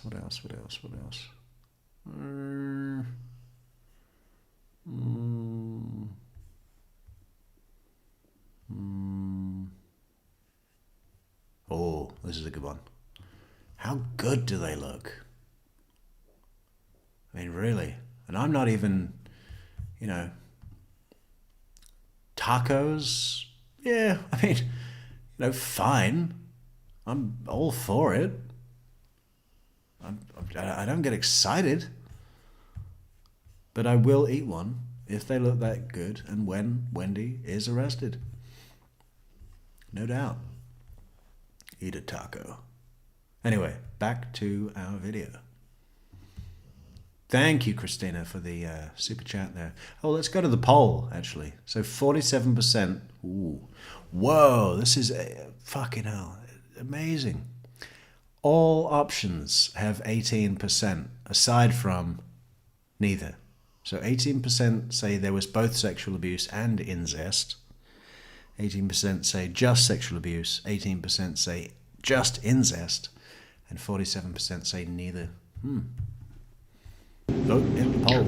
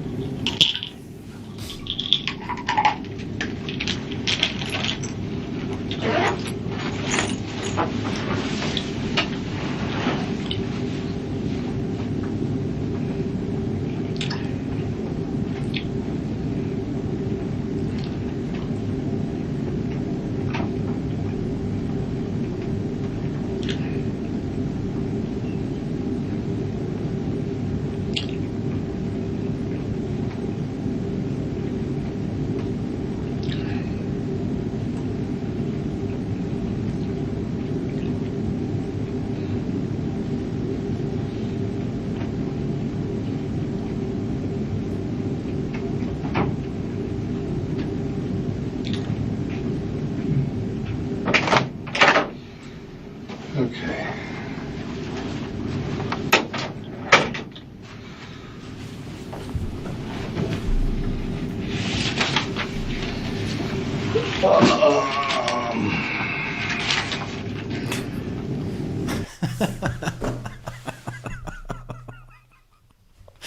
My God. Fucking hell. Somebody call an ambulance. What was that? Let's hear that again. David Anderson Kirk. Can we incorporate that into some funky beats? See? I've got the lingo. Funky beats.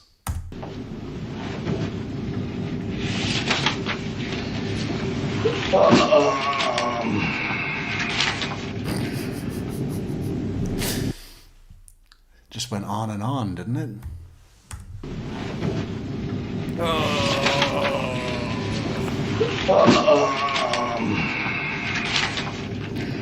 How many times a night do you think his poor wife has to hear that when he sits in his chair for one? You think his chair for one has a little cup holder for his slushy? Get me a slushy. It's been a long day. I want blue and red mixed. Obviously, if there's something else, you know, we can meet again. I got one other quick thing for you, actually. Absolutely. Wendy was advancing her withdrawal schedule from the antidepressants much more rapidly than was safe, and she stopped.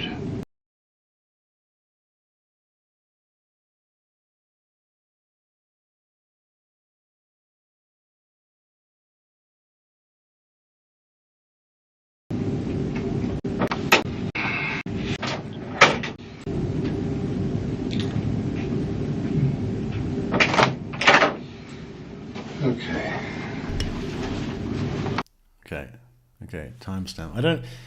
It's probably not actually going to be good, but Maybe at the end of a song.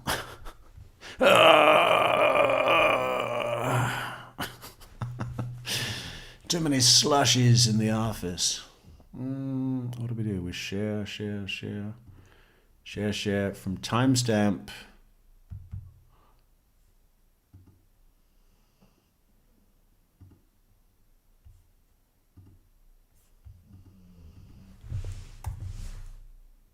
$7,941. Bosh. That's it.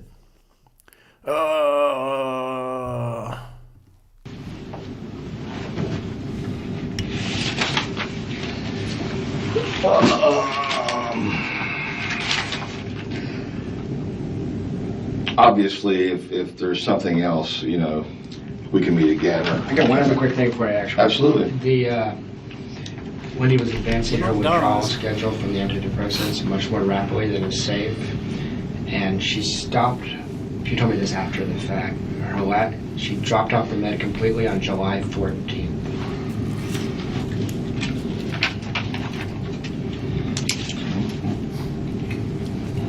Well, that's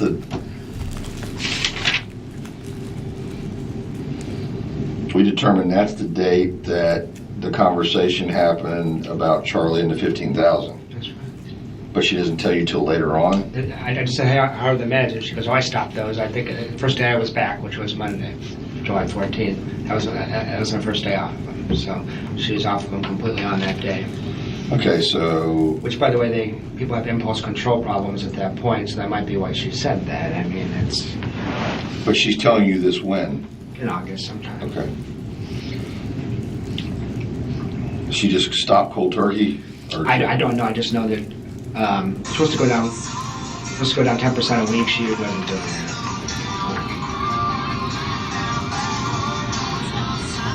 Okay. Yeah, take note of Isom's country music ringtone. Something about back old roads down south. Doesn't get more Tallahassee than that, does it? Just one more time. Let's go down 10%. Somebody sent me the music video for this song. Had all these young models in it, working on a car, dressed in something that I could only describe as a kind of tight steel mesh. It was pretty impressive. 10% a week. She wasn't doing that.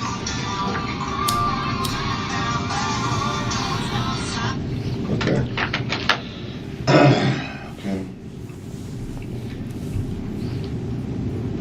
If I think of anything, I'll get back in. I actually had two quick questions for you, if you don't mind. Yep. This is completely selfish, but I'm concerned about me in this situation. I'm wondering how long it is, in your opinion, before the media, before journalists are poking around looking at this case, and I'm worried about my potential exposure as a professor and as a person. This is an open case. They can ask all they want to. They're not getting anything. Okay, and that's what we're seeing. I mean, I may call you. I mean, at some day you may be called as some type of... That would seem to be in conflict with what you just said about it being an open case. You mean not finalized? I think that's what he means, right? Not open with information, open as in we won't be sharing any information because we don't know, it's not final. Okay, that's what he meant. But he's like, well, this is an open case. That didn't sound too good. It's like, yeah, we're going to tell them everything. Florida, sunshine law, can't get out of it. Need to do it. In fact, I'm going to call them right now and tell them everything you've said. Expect a call from the press, Jeff. witness. I would do it in a second, yeah. Okay, I want to make sure that we're upfront about this. I mean, let's say... Maybe, hey, he's no fool, okay? Someday, you may be called as some type of witness. Or as the star witness. 8 times. Once a year, every year, for the rest of your life will be spent in Leon County Courthouse Do you think he actually gets to meet Judge Everett in chambers? Offered a piece of cake? It goes from here to an arrest to a prosecution. I'm there. And for some reason, your testimony's needed. I would say anything I said today under oath. I would. Okay. So that's easy. All right. But as far as anything prior to, anything that you're telling me, if for some reason that was, leaked to the press or anything like that, then I got an arrest to make of somebody else, no matter who it is. I got you. Okay. I got you. Does that set your mind at ease? Well, mostly. The other question is, I was foolish enough to trade emails with Investigator Hale. Now, those, if the case ever does... Well, hang on. Interesting definitions. What are we doing here? House music and techno are not EDM. FYI. Why not? What is that in response to? Country hoes, take me home.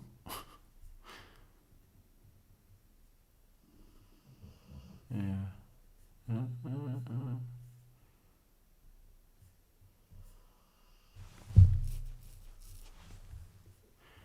Nothing beats the state's not going to arrest me.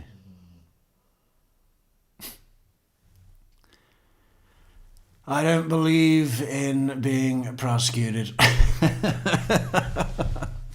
become closed. Those are public information, are they not? I'm not guilty, and I believe in our justice system. There's so many with Wendy. You could really have some good samples out of her. Would be considered public information, but they'd have to be, someone would have to request them, and for that it would be something specific they would have to request. I just saw the ones that leaked from Jameis Winston and went, oh crap, is this going to happen to me? Am I going to be, you know what I mean? Because Hollis and I talk about her allegations of stalking in his emails. I'm like, oh great. So I would not worry about it. Okay. I mean, I don't see a concern there. I don't know exactly what you and Hale. I just sent that email that you showed me, and my header to it was, does this sound like someone who's being stalked? This is, I'm trying to work this out with you, maybe, or maybe not, but there's no mention of that. So. I look at that as you were showing a defense for why you would not be. And then one other email I sent him, I pretty much accused her. Okay. But I mean, obviously, it's more than that. I mean, yeah, you more than just suspect her at this point. That's what you've been telling me this afternoon, right? No, that's true. That's what I've basically gotten from you is this woman is directly involved. She is. Now, I don't think you're saying necessarily that she killed her ex-husband, no. But she either had something to do with orchestrating it or had knowledge that it was going to happen. That's the whole point about I have to be back on the 18th, right? No, give you a thumbs up, and then and know what's going to happen. There's something weird about that date. So I don't think she doesn't have the skill to orchestrate it, but Charlie does. So that's correct, and But you left on Thursday, and your last conversation with her was on Wednesday. My last conversation with her was on Tuesday. Okay. Right, an hour before that email where she says, look, I need a week. No, on the email she says she needs a week.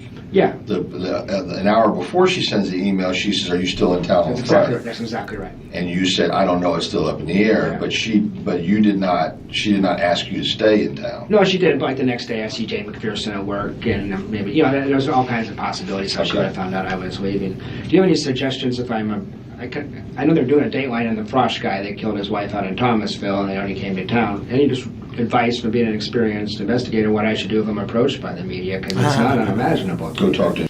Old heads like me just say, well, it's a gateway drug, and one day we'll teach the EDM babies how to actually rave. I know what you're saying. Yeah. It's funny, isn't it? Cute.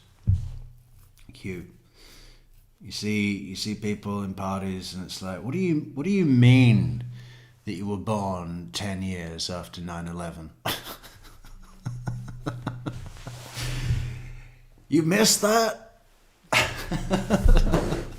What do you mean that you don't know who Bill Clinton is? What do you mean you've never heard of Timothy McVeigh?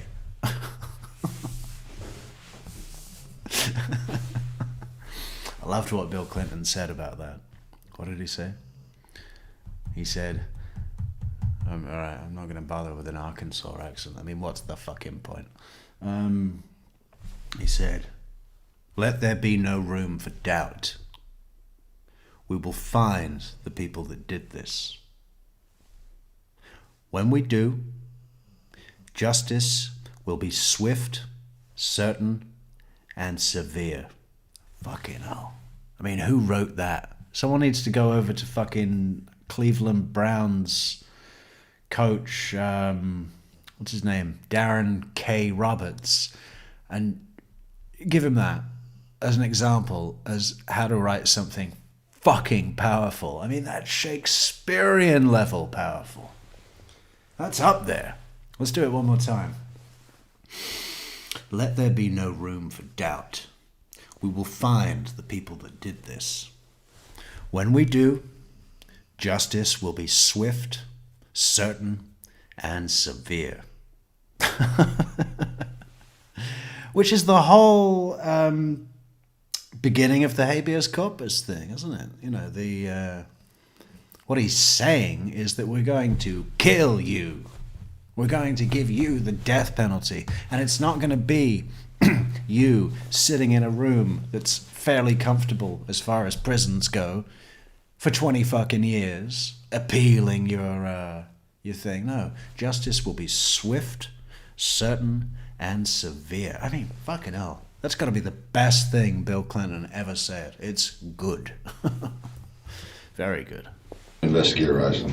Okay. How simple is that? That's easy. Okay. Yeah, you know, don't you don't have to say yes, no, nothing. You're a U.S. citizen. You don't. There's nothing. Yes, they have First Amendment in their favor, but that doesn't mean you have to say a thing. No, I appreciate that, but I watched Dateline enough that I can just imagine that me being presented with these pseudo suspects. That's how they do it. You know, they show. Nah. There's that would be. I don't think they're going to do that. There's a lot of that could be libel. A lot. I mean, I don't have you listed as anything. Yeah. At this point. Good. Okay, so no, you don't. You shouldn't have to worry about that. But if anybody approaches you, I've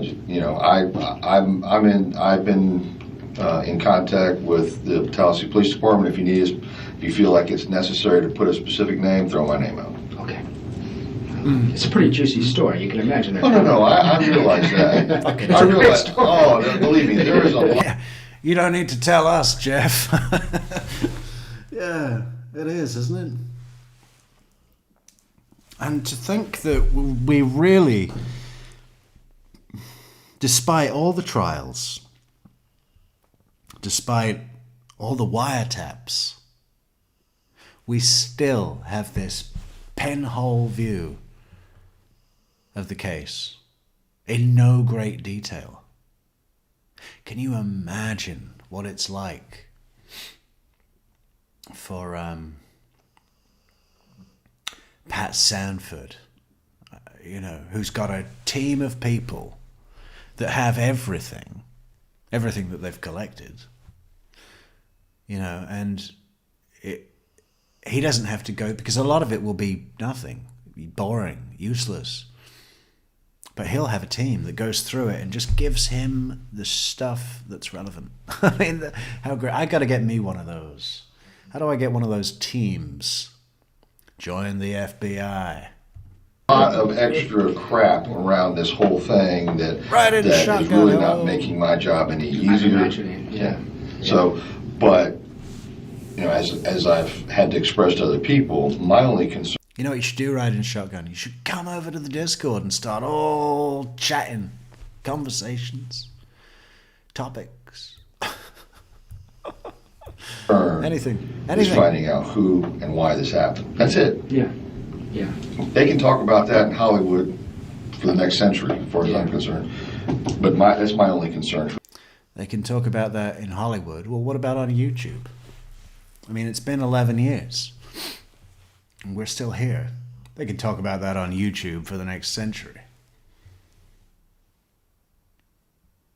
I get the feeling that it really hasn't gotten to Hollywood, which is crazy.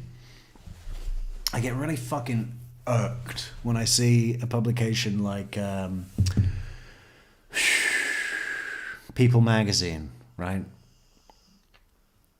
They obviously dictate their subject material by trending algorithms, right? What's popular in lore, what's popular in true crime, and it says, hey, Adelson. And then People magazine, the editor will send a journalist and say, hey, listen, this Edelman case down in Tallahassee, the Edelmans, find out everything you can about the Edelmans, what they like, what they hate, and make a story. Do it because it's trending, and if it's trending, that means we'll sell more copies. And then they send in this journalist who obviously, so clearly, let me see if I can find the article, so clearly knows nothing and has just been sent in to get to know the story. That's their task. Go in, get to know the story, and then come back and write an article because if trending. And it's so transparent. I mean, why they don't just come to someone like me, or Christina, or Riding Shotgun, or even David Anderson Kirk if he wasn't too busy with all those knobs and dials. If he had the time, he could write a better article. He could write a better article in one day, less than a day. People magazine, article about the Edelmans. Article about the Adelson case.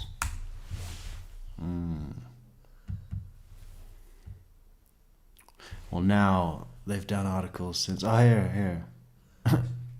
Yeah, this is from March 23rd. I think this is the one I read. Let's have a look at this, because this was shocking. It's about the right time frame. Oh, you missed a great song, Riding Shotgun. Should we play it one more time, just for riding? After the article. But it was so good, riding.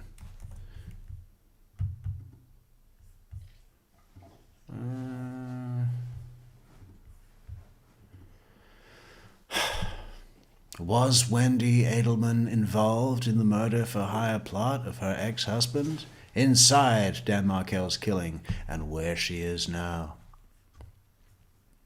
Okay, so this is what I say is written by someone who doesn't know shit about shit. Over a decade after Dan Markel was murdered at his Florida home, his ex-wife, Wendy Adelson, and her family are still at the center of the fallout. Well, at least it's a nicely worded sentence. You could learn a lot from this, Wendy.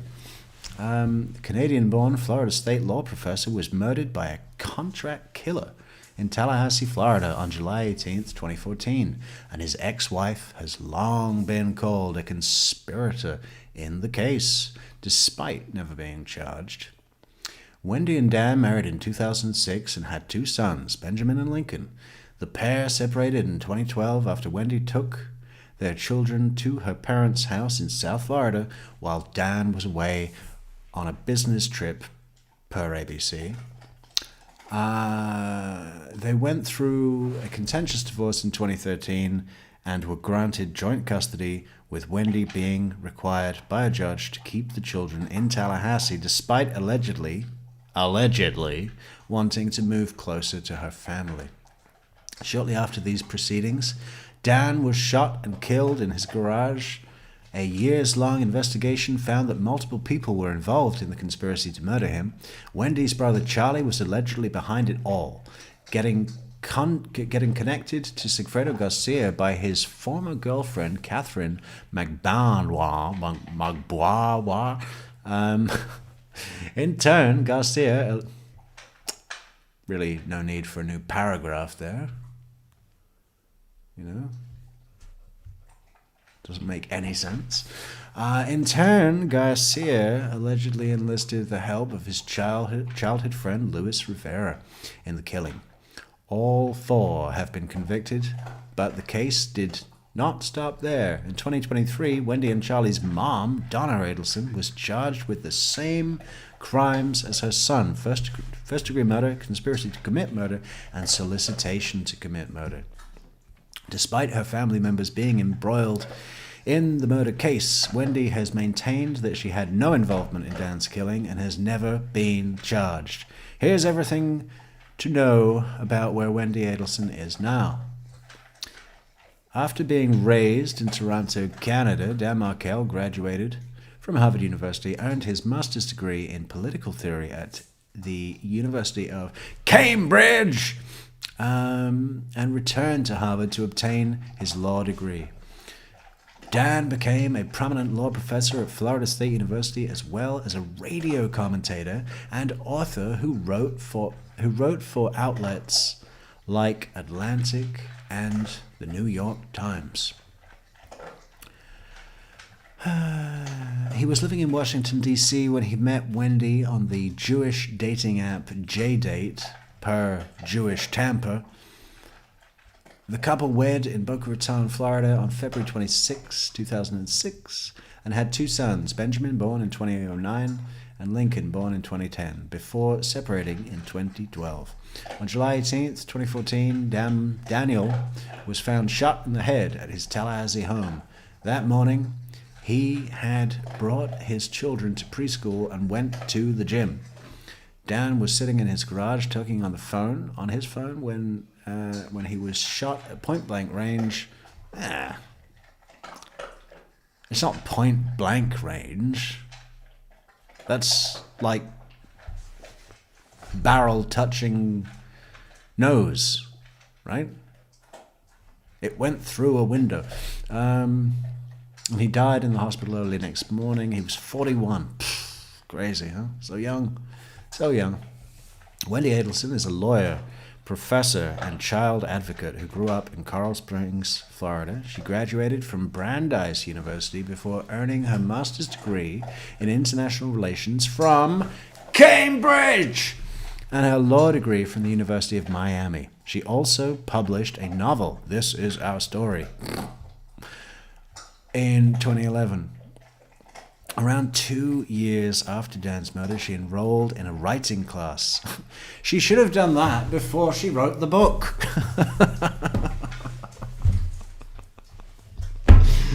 Oh, how did that go? I've written a book now and got it into Florida State University as the common read for all incoming freshmen. But you know what I think I'm going to do? I'm going to take a course to actually learn how to do this right. Writing class that had a related podcast on which she discussed his death. Should we listen to that in a moment? I think we should. I only found out this information... Oh, this is Wendy speaking now. I only found out this information when the police picked me up from a lunch date I was having with two girlfriends and insisted that I come with them to the station, and they interrogated me for 8 straight hours, because it's usually the ex-wife, she said on the podcast. Wendy added, he died violently and young. Oh, Jesus Christ. Could you be any more unfeeling? He died violently and young. And both of those things, those adjectives, are, if you take yourself into the mind of a psycho, those are things that she would be proud of. Yeah, I got him good. I got him violently, and I got him young. Yeah, I took a lot from him. I took his whole life, pretty much. I did this. And likely at the hands of a professional killer, and the media had a field day in response. I turned on the TV to find photos of my children with Nancy Grace, George Stephanopoulos saying my name in reference to our acrimonious divorce, and a picture my friend took when I was her maid of honor showed as evidence of why I should be treated as a murder suspect and not the mother of 2 fatherless boys. When did Dan Markel and Wendy Adelson divorce? According to a criminal affidavit in the case, Dan had reportedly returned home from a business trip in September 2012 to find his family gone, a majority of the contents of the house missing, and the paperwork for dissolution of marriage displayed on his bed. The pair went through a contentious divorce, you said that already, that was settled in July 2013. Without a trial, Wendy and Dan were granted joint custody, and after their split, a judge ruled that she could not move her children out of Tallahassee. I wonder if that judge reflects on their decision now, going, oh shit, should have just let her move. In 2014, Daniel filed motions against Wendy claiming she misrepresented financial assets. Can you believe it? And took his great aunt's 2-carat ring. I think you should say 2 diamond carat. I mean, be pretty shitty if it was gold, wouldn't it? Do you have 2-carat gold? I don't even know how that works. I thought carat in the US was spelt with a K.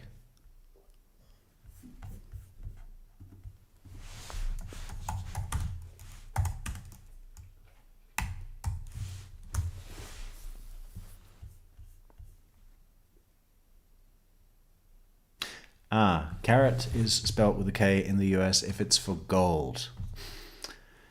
While carat with a C is used for the weight of gemstones like diamonds. But they are used interchangeably and both acceptable in American English. Thank you. We're learning every day. He also filed a motion against Wendy's mother, Donna, to prevent her from spending time alone with the children. He claimed Donna had made disparaging remarks about him to his sons, according to a 2016 probable cause affidavit obtained by People, the magazine. At the time of his death, Dan was waiting for a hearing to be set on the motion. He was annoyed that the family was meddling, he thought, in the divorce. Colleague and law professor Fernando Tesson told People in 2017 of Dan, but I never sensed he was fearful. Why did Wendy Adelson's family allegedly want to move to South Florida? Sushi. The push for Wendy and her kids to move to Miami allegedly came from Donna. Investigators believe motive for this murder stemmed from the desperate desire of the Adelson family to relocate Wendy and the children to South Florida, along with the pending court hearing that might have impacted their access to the grandchildren.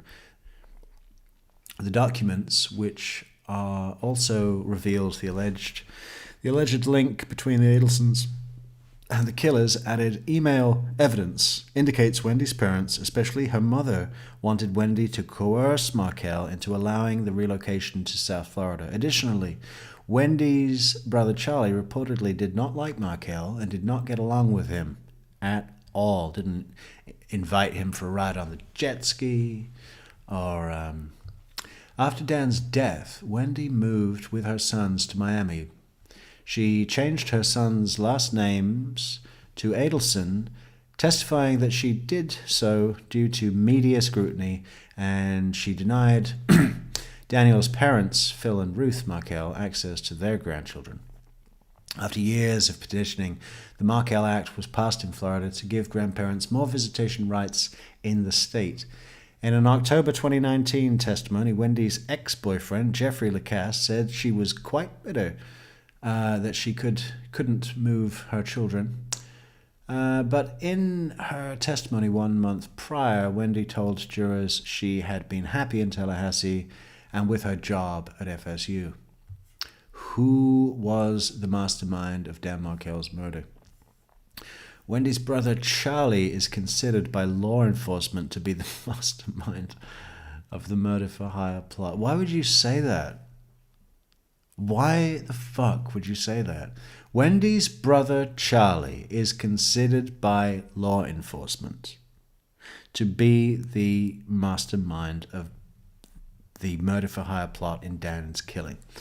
Why would you say that without some kind of qualifier? Like, it would seem from the evidence that law enforcement consider, like this is being offered. This is a hearsay. This is being offered to prove the truth of the matter asserted. At the time of, and they're so careful with their citations, per USA Today, per the Tallahassee Democrat, blah blah, per WCTV, but here they just do this outright claim. Wendy's brother Charlie is considered by law enforcement to be the mastermind of the murder-for-hire plot in Dan's killing. At the time of the murder, he was a wealthy Florida periodontist who shared a dentistry practice with his father. The theory took hold when Wendy's ex, Laccase, claimed to investigators that in the summer of 2013, Charlie had looked into hiring a hitman for $15,000 per USA Today. During his testimony in 2019, Wendy acknowledged that Charlie gifted her a television and joked that buying a TV was cheaper than hiring a hitman. After the time of Dan's death, Charlie was dating Catherine McBanoir, who allegedly connected Charlie to the men who murdered his brother-in-law.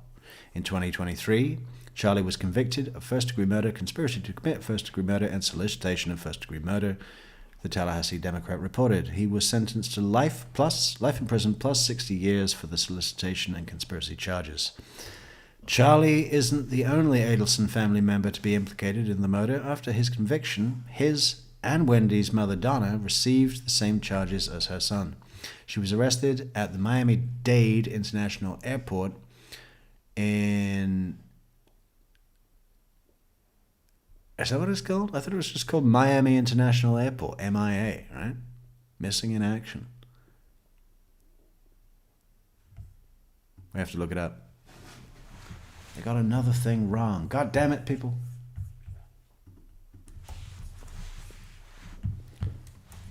Miami-Dade International Airport.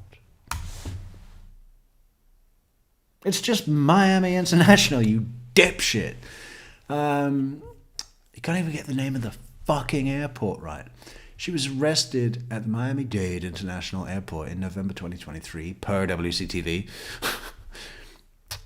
She and her husband, Harvey Adelson, were about to board a flight to Vietnam. State Attorney Jack Campbell told the Tallahassee Democrat. Campbell alleged that Donna was trying to flee the country. Well, technically it was to Dubai. Yeah. 4 people were convicted in Dan's murder, including Charlie. According to prosecutors, he had McBanoir, who had worked at the family dental practice, hire her children's father, Sigfredo Garcia, to pull the trigger. Prosecutors claim that Garcia then enlisted his childhood friend, alleged Latin Kings member Luis Rivera, to help with the crime. In exchange for testifying against McBanoir and Garcia, Rivera pleaded guilty to second-degree murder and is serving a 19-year sentence in Arizona. You think they might couple that in with the concurrent to a 12-year sentence he was already serving in state facility. Lead prosecutor Georgia Kappelman alleged that Rivera had provided the gun and drove while Garcia committed the murder. Is that what she alleged? She didn't allege anything. He told her. That was the deal. In his testimony against Garcia, Rivera said they were going to kill the man for some kids, for a lady, because the lady wanted her kids back. Don't you just love Lewis? He also claimed Wendy paid for the hit and said McBanoir connected all of them, according to the Tallahassee Democrat. And I just want to pick up on this point, right? Because this is what simps come to and cling on to. And they go, you see? Lewis said that Wendy paid for the hit. So that means that she was in communication with Sigfredo Garcia and brought a huge sum of cash to Yardbird. to hand to Katie so openly that two men could see it from the opposite side of the street while they were sitting in a truck.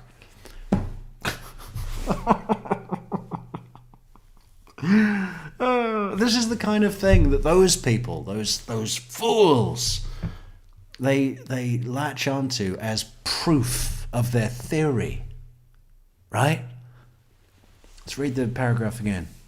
In his testimony against Garcia, Rivera said they were going to kill the man for some kids, for a lady, because the lady wants her kids back. He also claimed Wendy paid for the hit and said McBanoa connected all of them, according to the Tallahassee Democrat. False information gives birth to morons that come into my fucking life and ask questions. I don't like it. I don't want it. Garcia was sentenced to life in prison in 2019, plus 30 years for conspiracy, while McBanoa received the same sentence as Charlie in 2022. Donna was first scheduled to stand trial in September 2024, but it was, God, do you remember that? What a day that was. The first time that we saw Georgia Cappleman in that white suit with the black grid lines across it. Beautiful, beautiful garment. But it was abruptly postponed due to conflicts of interest. Her new trial is scheduled to start in June 2025, according to the Tallahassee Democrat. She has pleaded not guilty.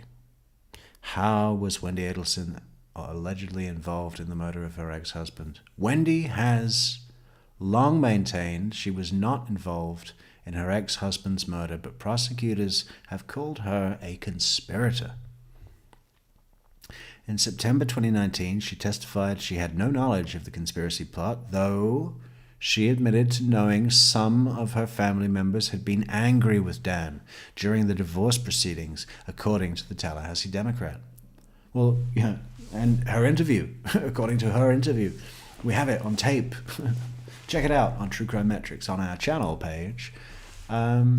During questioning, Wendy was asked about her immunity. Her testimony could not be used against her, but would not stop the state. Let's capitalize the S, please.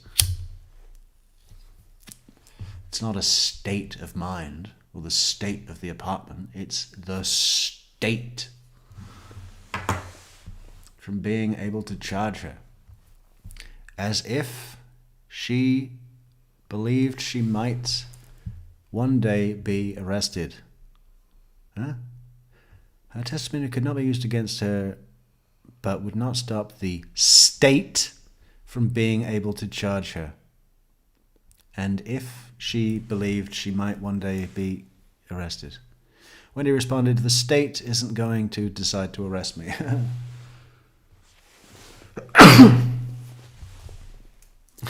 Amazing. What a thing to say, huh? The state isn't going to decide to arrest me. Laccase testified in October 2019 that he and Wendy had a chilling conversation 5 days before Dan's death. He and Wendy were going through their own breakup at the time. She said Charlie had explored all options to take care of the problem, and Charlie suggested having Professor Markell killed. Laccase told jurors per the Tallahassee Democrat. Where is Wendy now? Wendy and her 2 sons now live in South Florida, and she continues to maintain I'm pretty fucking sure she'd long since moved to Austin at this point. This is in March this year. Wendy left the FSU Law School faculty in 2015. Yeah, after getting a full year's salary for nothing. And for a time she worked as executive director of the Immigration Partnership and Coalition Fund.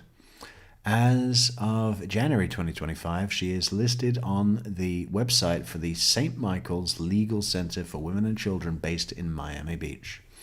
According to the Florida Bar, she is still a member in good standing. How? The fuck? I mean, they should have an internal investigation or just about, having her, what does it say about the Florida Bar? when they consider her a member of the bar in good standing. What the fuck? Get it together, Florida Bar. Her husband's case has made national news for over a decade. It's international. You know, we've been speaking about it in fucking Poland. People sipping on their borscht, talking about the Edelmans. Her husband's case has made national news for over a decade, was featured on Dateline 2020 and People magazine investigates on Investigation Discovery, and was the subject of season 1 of Wondery's true crime podcast, Over My Dead Body. Yeah, that was pretty good. We should go through that whole thing, huh? Can we do that? Is that allowed? Maybe we should do that. Maybe we'll do that tomorrow. It's like 4 parts, right? At least. What are they, an hour long? 45 minutes? We'll probably do it in 2 shows. I listen to it regularly. But, yeah, we need to take notes.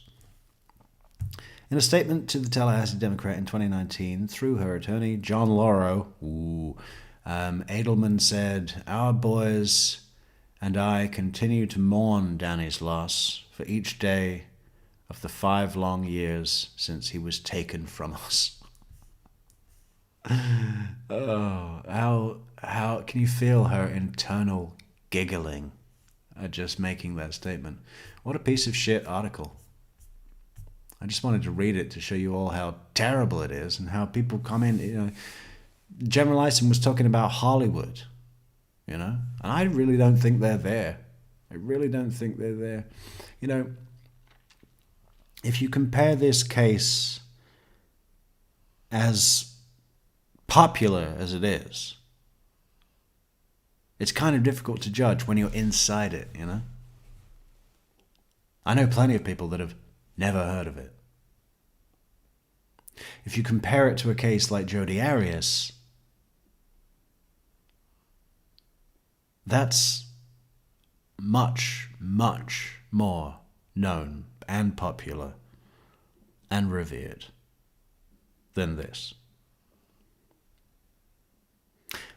And I think Georgia Kaplan is responsible for a large part of the Edelman's popularity.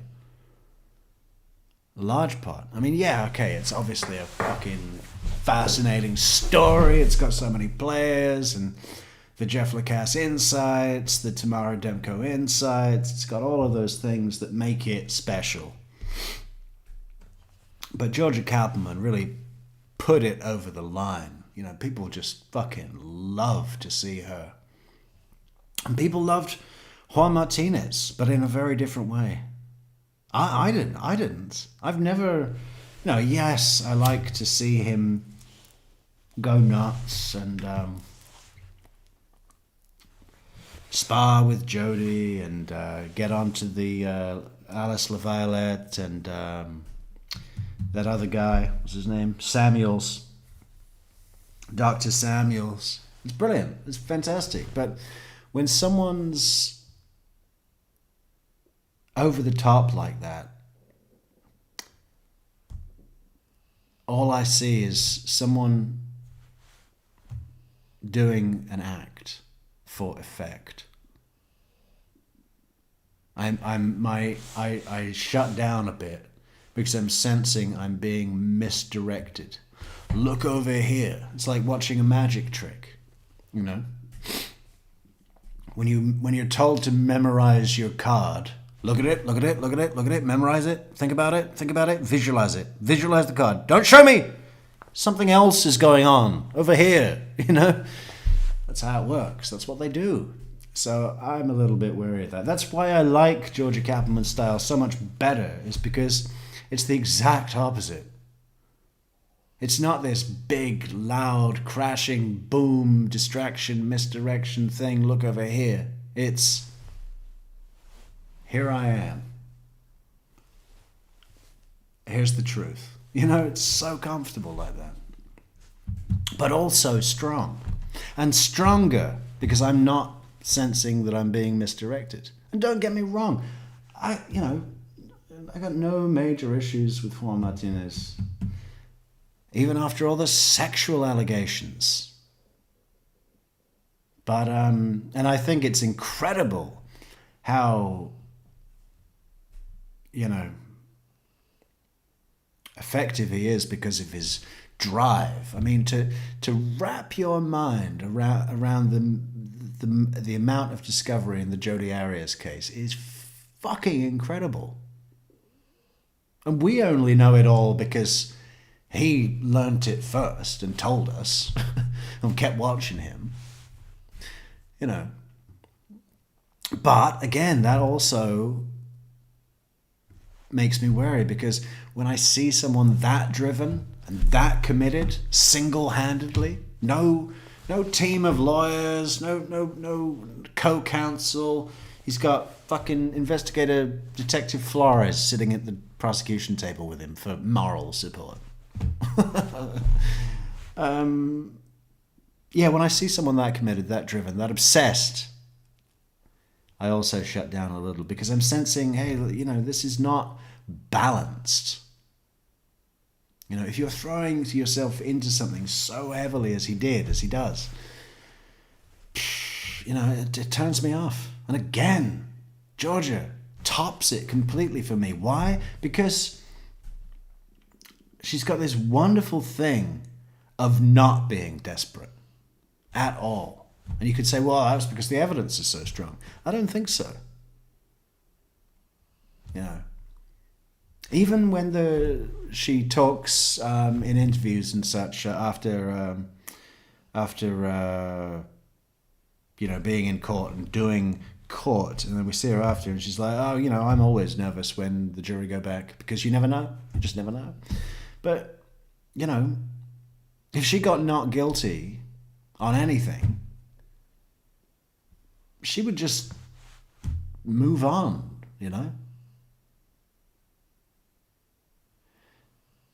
Am I bothered? Am I bothered? Am I bothered? That's her sort of thing, right? Do I look bothered? Dillygaff. Yeah, Edelman's. But Arias is more popular, right? Why? Because, well,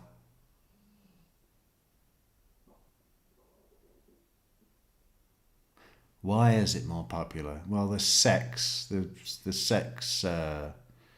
pictures, and the Mormon, how they were going about the sex in an extra secretive way, salacious, and because of the Mormon faith, and then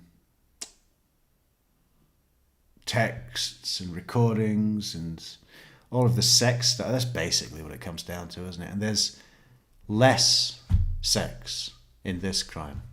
Is that really it? Is that really all there is to it? We are simple people. Anyway, we need to wrap this up. Where's Jeff? Here he is. Who and why did this happen? Okay. The two things I wanted to get before you left was the girl, you mentioned her name, the one that y'all are friends with. I tried to write it down. Fran Gamori? Yes. Yeah. Frana? It's Fran, F-R-A-N. It's actually Francine Gamori. It's 4 letters, General Eisen. How can you get that wrong? Frana? That's not even a name. Who's ever met anybody called Frana? Anna? Well, you don't combine Fran and Anna. C-I-N-E. Gamori? G-O-M-O-R-Y. She's no G-O-M. G-O-M-O-R-Y. Okay. And she's actually my mentor's wife. She works with me. She's known Wendy since they got here in the Jewish community.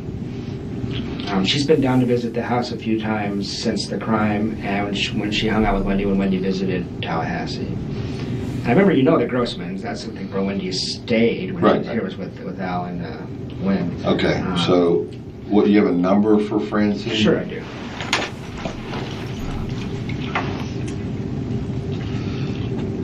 Who's your mentor? Tomi Gamori. Tomi? Yeah, Tomi. It's Hungarian for Tom.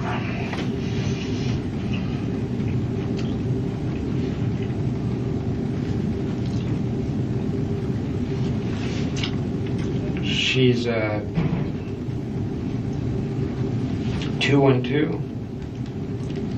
212-6974. That's an 850? Uh-huh. 212-6974? That's her cell phone, yeah. Okay. Now, she's the one that you said went to South Florida, but you also said was basically gave you some information about what she talked to. Wendy was talking through her for a long time after the crime. So Okay. she's exchanged many texts with Fran. Guided her through the whole divorce. Fran knew Danny. Fran was very skeptical of me when I first started telling her these sorts of things. At this point, because we're very close, they're like family. At this point, she's really worried that I'm onto something here.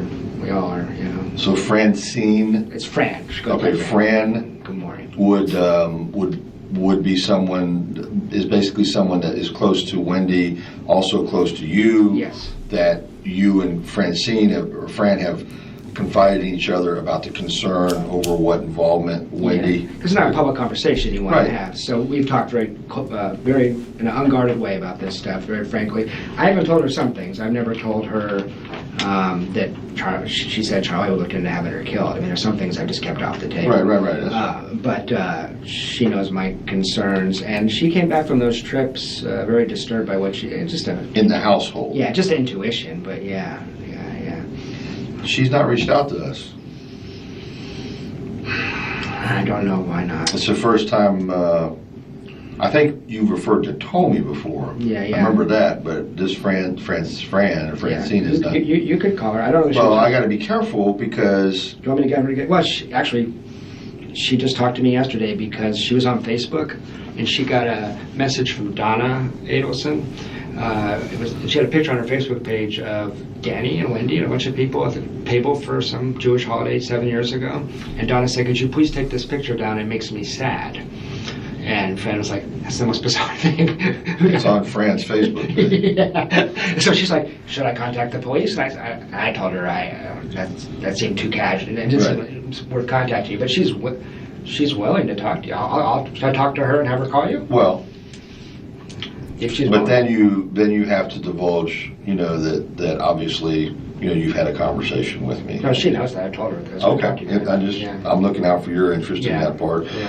Yes, I would like. The way I put it to other people is you just picked my brain because I knew a lot of people when he was involved. Sure, Yeah. but I would say that if you could put a bug in her ear and basically say, why don't you call Investigator Isom Sure. and give him some of this information that we've been talking about, so it's coming firsthand. Sure. And because it's not right for it to come secondhand from me. Yeah, gotcha. I'll do that.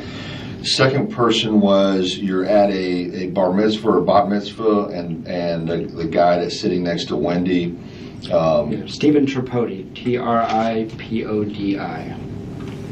P-O-D-I? Yeah, Tripodi. Stephen? It's tripod with an I on the end, okay? With a V? Phen. His number I have too. And if you want, he's It's uncanny, isn't it? He really doesn't do himself any favors. Every single opportunity to write down a number or spell out a name, he blows it. my best friend. I can just have him contact you. He knows all That'd of be this. Give me his number anyway, Yeah, so yeah. I know. I try to keep these people straight. Sure. This list is getting quite long. I know. This is your best friend? Here at least, yeah. We known each other by 8 years. He has an Austin number. It's 512-736-8792. 512-736-8792. He's the one that introduced us. Okay. To you and And he knew Danny. you're still friends? We are. Actually, actually it's funny. He teared up the other day. He said, "I wish I never introduced you to that one." It's not your fault, Steven. And that's How many times has General Isom had his heart broken? Huh? Think about it. He's a carer. He's a giver. And, yeah. And until he met his wife, who you know he treats like a bucking queen. Couldn't treat her better. Couldn't treat her better. Yeah. A lot of women would have taken advantage of General Isom. Just waved a chicken wing at him and did what they wanted. Take what they wanted. okay. He's a local guy Yeah. now, He's at FSU. He's a tenured professor at FSU. professor of. Social work. Of course. Yeah. It's either that or law. Yeah, that's about all of it. Okay. Yeah, if you could, next week, if those, since it's spring break, Yeah. does she work in that realm too, Fran? Yeah, she's a social work professor as well. If you could get those two folks to I'll call reach me, out I'd to you. appreciate it. Yeah. And just give them my phone number, and they can leave a message. I'll get back to them. Yeah, no, I appreciate you being so responsive. I know you got to be busy. And Oh, yeah. I know you got to be busy. Where's our app? We need to show the app. Don't forget to support the channel on the modern app. There it is. Look, right on the app. And you just go down to that link down there and you support the channel, which is great. And we thank you so much. And thank you also for coffee, because that is also a great way to support the channel. And yeah, we thank you. We really do. and this is going to be a hell of a case. Tonight. Well, this is my case. This is my case, and this is I want to see this. I want to see this to the end. And Well, I appreciate that. The amount of healing it would do in this community and in my small community if we could find out who did this. oh yeah. And I know there's a lot of people frustrated, and everybody wants to know more of the story. They want to know how come there's not more details coming out, and so on and so forth. Read into it any way you want. I'm not saying anything. That's They want to know what the police are doing. It's been 8 months and nothing, no arrests, no leads. Read into it what you want. I'm not saying anything. How can I say anything when I have my mouth full of 45 cannolis? Good for you. so. You also haven't asked. I mean, I know. Right. No, I'm fine with that. And Investigator Hale did tell me at one point, and I think one of the reasons, I don't know if this is helpful or not, but I was pitching him this, and I just couldn't hear me, I felt like. But he said, we have evidence, we're analyzing it. yeah. So that's the one thing that, Well, you don't have to be a detective, let alone or a rocket scientist or anything else to figure out that there hasn't been an arrest, so everything's still on the table. sure. Thank God we don't need to be a rocket scientist, right, General? Sure. And that's as simple as you can get. And Stephen's the one that she was saying, and texted you. That Yeah, he was running with that bat mitzvah. I mean, I don't know how useful it'll be. He's going to say, Wendy's still crazy Wendy, is what he's probably going to say, but he can tell you the joke she was making. Well, the first thing was it sounded like that she was joking about Danny getting his head blown off. So, yeah, he can But tell you then when I exactly what- specifically asked you what was said, it more sounded, it was a little bit less innocuous, but saying that she was glad it wasn't yeah. Jeff or Yeah. her The kid. head blown off thing, maybe that's wrong. He'll tell you. I don't know. Okay. Yeah. That's good. I just want to clarify Yeah, that. that might have stuck in my head and be wrong. It might be simply like Danny getting killed or something like that. So. Gotcha. Okay, buddy. I think you. we're done for now. Thank you, sir. I I'll appreciate walk it. you downstairs.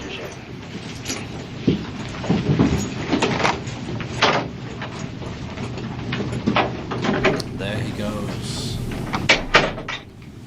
There he goes. Okay, hope you enjoyed that, everyone. Oh my God, who is that guy? Shut him up. Shut him up. Oh no. God.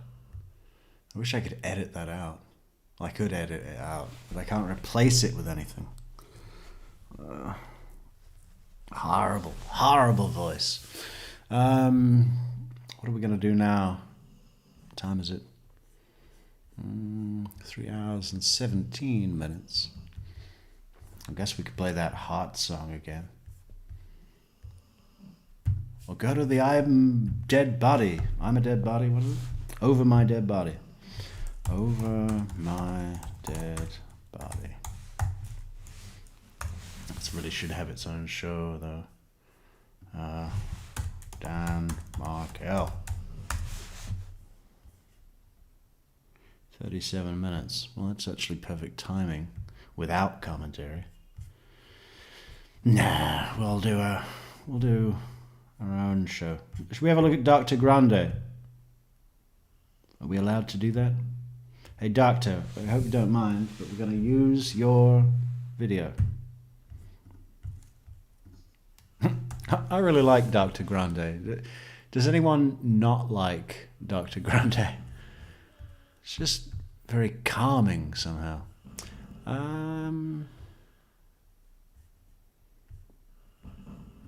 He's got such a better voice than mine. I should talk like him. Hello, this is Dr. Grande. Today's question is, can I analyze the case of Dan Markel? Just a reminder, I'm not diagnosing anybody in this video, only speculating about what could be happening in a situation like this. If you enjoy this video, please... David Anderson Kirk hates Dr. Grande. Oh no. All right, well, it's only 11 minutes. It's in context. Let's just see what he says. like it, subscribe to my channel, and consider supporting me on Patreon. I'll put the link to Patreon. Yeah. Support us on Patreon as well, because great stuff happens there too, you know. Great stuff. What was that? A text? The description for this video. First, I'll cover the background of Dan Markel. I'll move to the timeline of the crime, then offer my analysis. Dan Markel was born in Toronto, Canada on October 9, 1972. He earned a bachelor's degree, a master's degree, and then would go on in 2001 to earn a JD from Harvard Law School. He worked as a law clerk and then joined a law firm who represented white-collar criminal defendants. In 2005, he was hired by Florida State University College of Law as a professor. He would marry Wendy Adelson in 2006. She was a law student who was 7 years younger than Markel. They moved to Tallahassee, Florida. They had 2 sons and would divorce in 2013.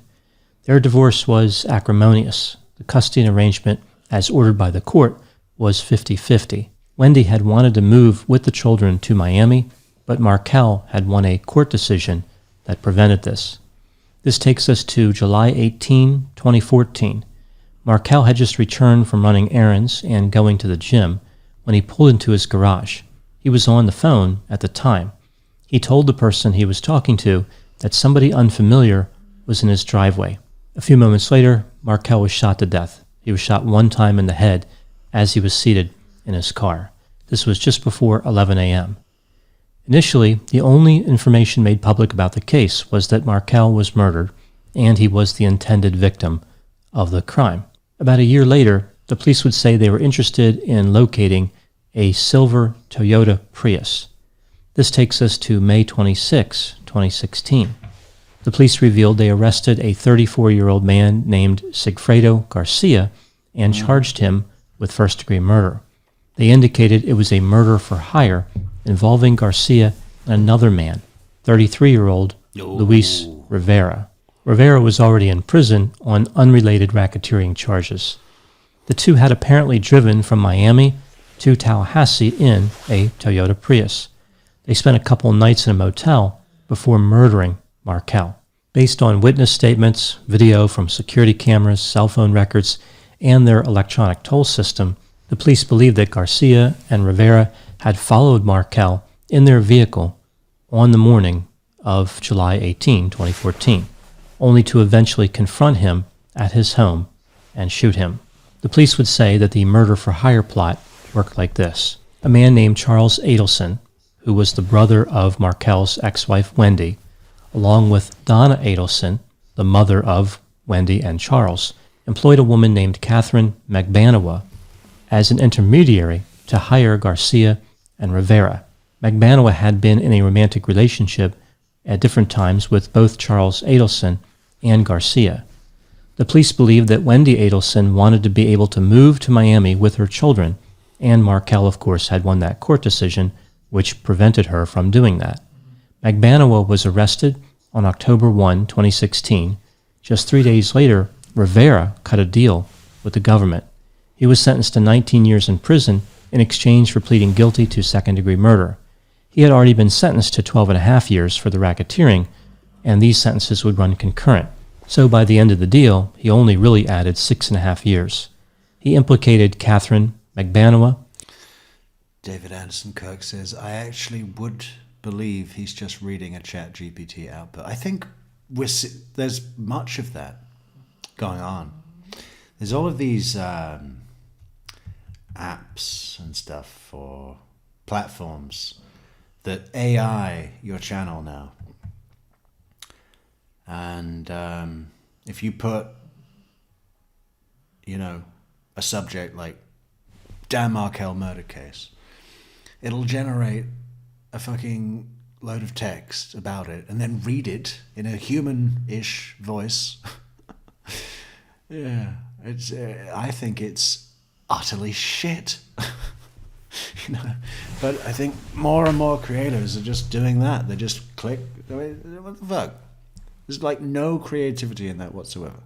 There's no personality in that whatsoever. It's just a monkey pushing a button in a factory. Not like on Metrix where it's old school. We're like, what do you call it? Bespoke specialist carpenters. That's what we are. Not some fucking production line, factory management, monkey pushing buttons. And Garcia, but he said he didn't know who hired them. He only knew that the murder was because a lady wanted... I'm changing the word. True Crime Metrix is the artisan carpenter of true crime. Support our carpentry on Coffee and app. Her 2 kids back. All of the Adelsons deny any involvement in the homicide. Magbanua and Garcia would be tried together for murder and other charges. The government treated Charles and Donna Adelson as unindicted co-conspirators, so they were not charged, but the government is saying they were involved. The government said that Charles Adelson had made arrangements to pay Magbanua, Garcia, and Rivera $100,000 to commit the homicide. Garcia said that Rivera had committed the murder by himself. Magbanua said that she had nothing to do with it, but after looking at the prosecution's case, she thought maybe Wendy Adelson had been involved in the murder. Garcia was convicted of first-degree murder and conspiracy. He was sentenced to life in prison without the possibility of parole, plus 30 years. As far as Magbanua, the jury could not reach a verdict. She will be retried in 2020. Personality as in the riveting Dr. Grant. Oh wow, okay. So you really don't like it, huh? Yeah. I thought that his lack of personality was the point, isn't it? Or am I reading it wrong? Is he really boring? Maybe. 21. Now moving to my analysis. Dan and Wendy had a relationship that their friends and family appeared to admire, like they were an ideal couple. They had it all. They were happy, affectionate. Apparently they called each other Mr. Bear and Mrs. Bear. I suppose this was a method of... How fucking excruciating would that be? Can you imagine being invited to their house, like you and your partner, your husband, or your wife are invited to, a dinner party with Dan and Wendy, and they're chasing each other around the kitchen, doing hip tickles, calling each other Mr. and Mrs. Bear. I wouldn't even say goodbye. I wouldn't even put my coat on. I would walk out of the house, not even close the door, get in my car and drive away. I wouldn't even check if my wife was following me. I would leave. If my wife makes it into the car before I hit reverse, fine, she can come, that's not a problem. But if she's not there, I'm not waiting. Inducing nausea in bystanders, it's hard to see any other purpose for it. Their bare name-fueled euphoria would not last. At some point, Wendy, who is described as quirky and charismatic, believed that Dan did not view her as an equal. For example, she wrote a book and he would not read it. He was focused on his own career. On a podcast, she would say, "I thought I could beat the system and marry a man I lacked passion and love for." Interesting choice of words, beat the system. I wonder if she thought she could beat the system later on as well. Wendy apparently ambushed Dan with divorce. Initially, he wanted to reconcile. Well, she's done a pretty good job so far, hasn't she, at beating the system? How often is it that someone is so obviously at the center of a murder and it's just out, running around, and that we see all the time, that comes in and testifies for all of the other people that are getting convicted of the crime that she, did, basically. It's very rare. It's very rare. That's something that has the edge on Jodie, is the fact that people are still out, still unarrested and unconvicted. Then she made it clear she wanted to take the children to Miami. After this, he started... Aside from those two ninjas that killed Travis, everyone else in the case was brought to justice.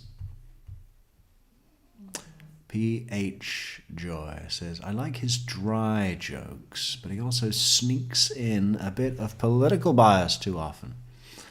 Uh-huh. Well, I guess I don't watch him that much.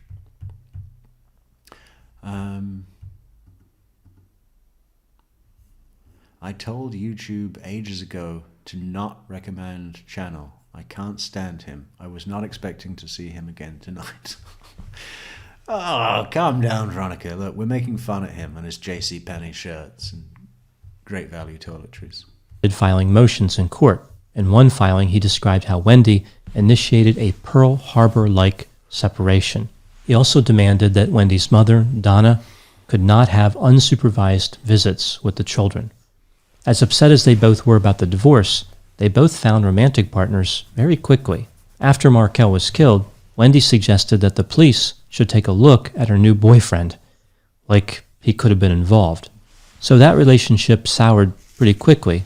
It sounds like they didn't even make it to the bare name phase. Maybe she just found him unbearable. For this part, the new boyfriend had a lot to say to the police about Wendy and her family. He talked about how disturbing the Adelson family was, how they were obsessed with Markel. The boyfriend even mentioned how Wendy told him Charles looked into having Markel murdered, something Wendy Adelson would deny in court. The big question, of course, in this case is, were the Adelsons involved in Markel's murder? The government appears to think that they were, but there's not enough evidence to charge them. We see the government talking about how McBanoa had received suspicious checks. Also, there were phone calls between McBanoa and the Adelsons. Some circumstantial evidence, but there is no smoking gun here. The whole key to the case appears to be McBanoa. I'm surprised that if the Adelsons were involved, McBanoa wasn't offered some type of deal to turn on them. Maybe she was. Perhaps she thinks it's in her best interest to take her chances at trial. I don't know if the... Wow, when was this published? 4 years ago. So, before Katie's retrial. Adelsons were involved, but talking hypothetically about a structure like this, where a family hires a person to hire other people to commit murder, we see an interesting failure of logic. The idea here is that the individual who wants the victim dead can mitigate their risk by hiring someone else who in turn hires the actual killer. so the killer wouldn't know who the person who ordered the murder really was. Most murder for hire plots don't involve the person in the middle. Rather, it's just an individual who wants another person dead hiring a killer directly.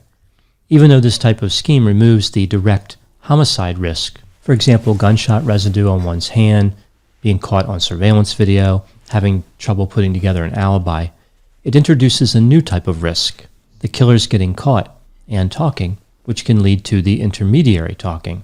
There's other evidence as well to worry about, including communication and payments.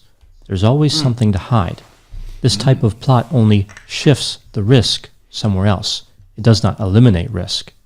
The people doing the hiring in this situation are trusting people who literally were willing to take money to commit homicide, not a group known for being highly agreeable. There's another logical problem with this type of crime.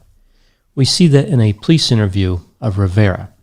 He said that he was talking to Garcia at one point and said they should just rob Wendy. So it was Rivera's idea to simply rob Wendy. It's not clear if Rivera knew Wendy by name, but he knew that there was a person who wanted to be able to move with her children.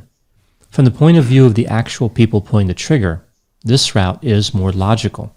If all they want is money, there are less risky ways to get it than to carry out a murder. Robbing someone in Wendy's position, the person who allegedly wants the victim dead, would have been much more efficient because it eliminates the whole problem of a co-conspirator testifying against them, and of course, robbery is a lesser crime as compared to murder. It's not like somebody in Wendy's position could run to the police and say, I was trying to hire these people to kill my husband, and now they're trying to steal from me.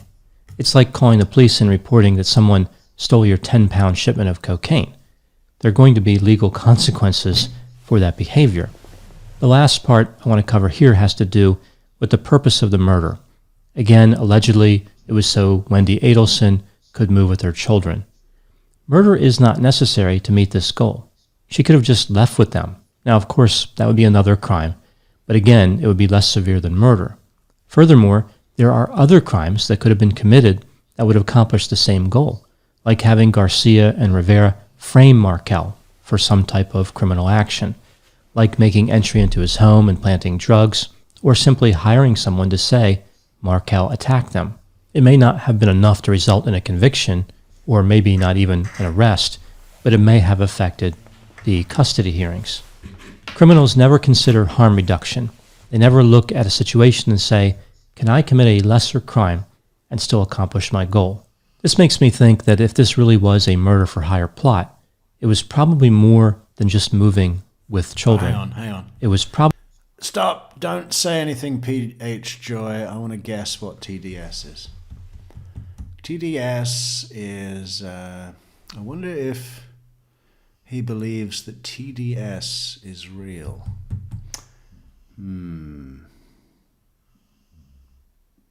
TDS would be total departure of sanity.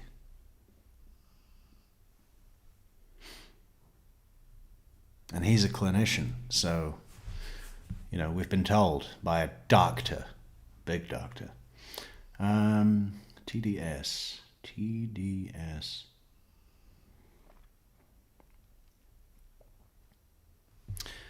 I wonder if he believes that TDS is real. TDS.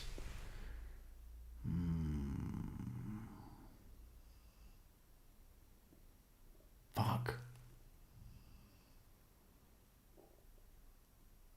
I don't know. What is it? You have to tell us, PH Joy. Now I really need to know. Just tell me. probably about something. Trump devotion syndrome. Well, I don't know anything about that. I don't know anything about that. Who is Trump? Like revenge. The actual object was to have Dan Markel not be alive anymore, not to simply accomplish some logistical goal outside of that. This was a tragic case that really did not have to occur. There are other ways to settle disputes outside of homicide, and sometimes in divorces, people don't always get their way. Sometimes people just have to accept that there are limitations to what can happen. When people start thinking that anything is possible, that can be dangerous. Those are my thoughts on the Dan Markel case. Please put any opinions and thoughts in the comments section. They always generate an interesting dialogue. As always, I hope you found my analysis of this topic to be interesting. Thanks for watching. So, I mean, we don't get political on this show. You know, we accept all patrons of any denomination, belief system, creed, political agenda, or culture. Welcome all. Bienvenue.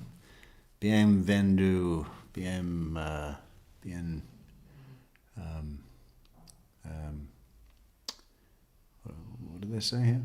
Bienvenue. Bienvenue. That's French. And willkommen. And what do they say in Italy?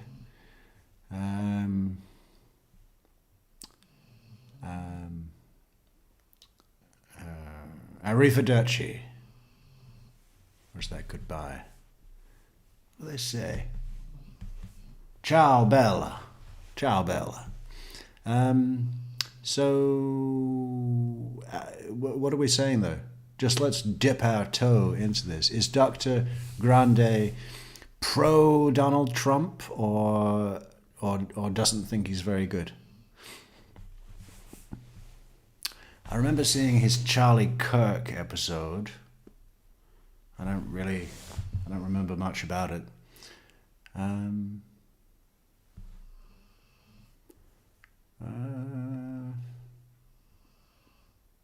Yeah.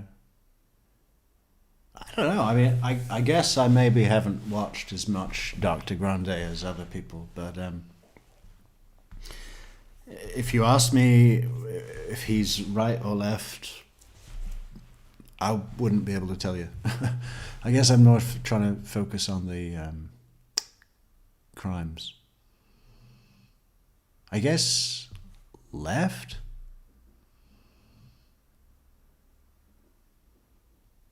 I don't know. Makes no difference to me. What are we doing now? Well, we should probably get going, right? It's 3 hours 39. Yeah, we should get going. Maybe we'll come back to Over My Dead Body podcast and do a full review tomorrow. Or maybe I'll type the whole thing out and have it read by an AI program. Because I really don't like the guy's voice on the Over My Dead Body podcast. I find it fucking grating, to be honest. Let's just hear a sample. Uh-oh. No. Dan Markel. Yes. Okay, try this one. A listener note. This story contains adult... Yeah. I actually found an email I sent to Dan. And my mom is what he wanted. Abigail says at one point, Wendy told her she was thinking of breaking off her engagement. This guy. Turned out. I really don't like this guy's voice. I mean, I guess it's... You know what else is funny? This video, as much as people talk about it, has only had 100,000 views. I find that incredible. I mean, in 3 years, this one, 73, 83. You know, while Lauren Crime sits on 1.8 million for State hammers Charlie Adelson in Hitman Conspiracy Murder.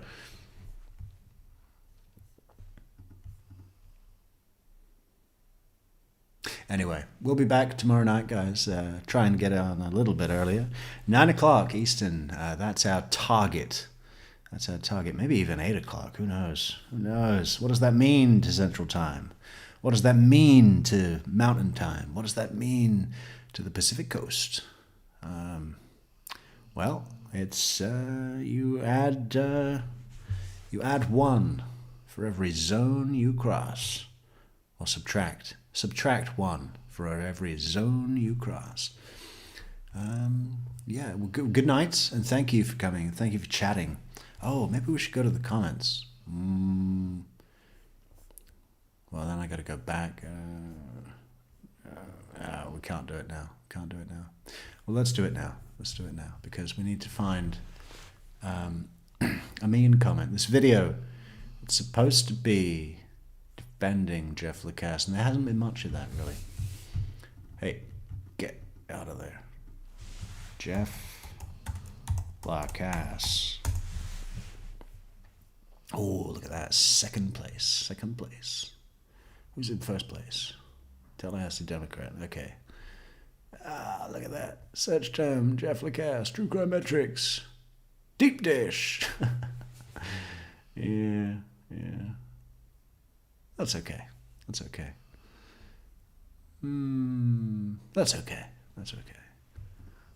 Hello, everybody. Welcome to True Crime Metrix. So, Shut up. Stuck in my head. Like, what? Horrible. God, what is with that guy?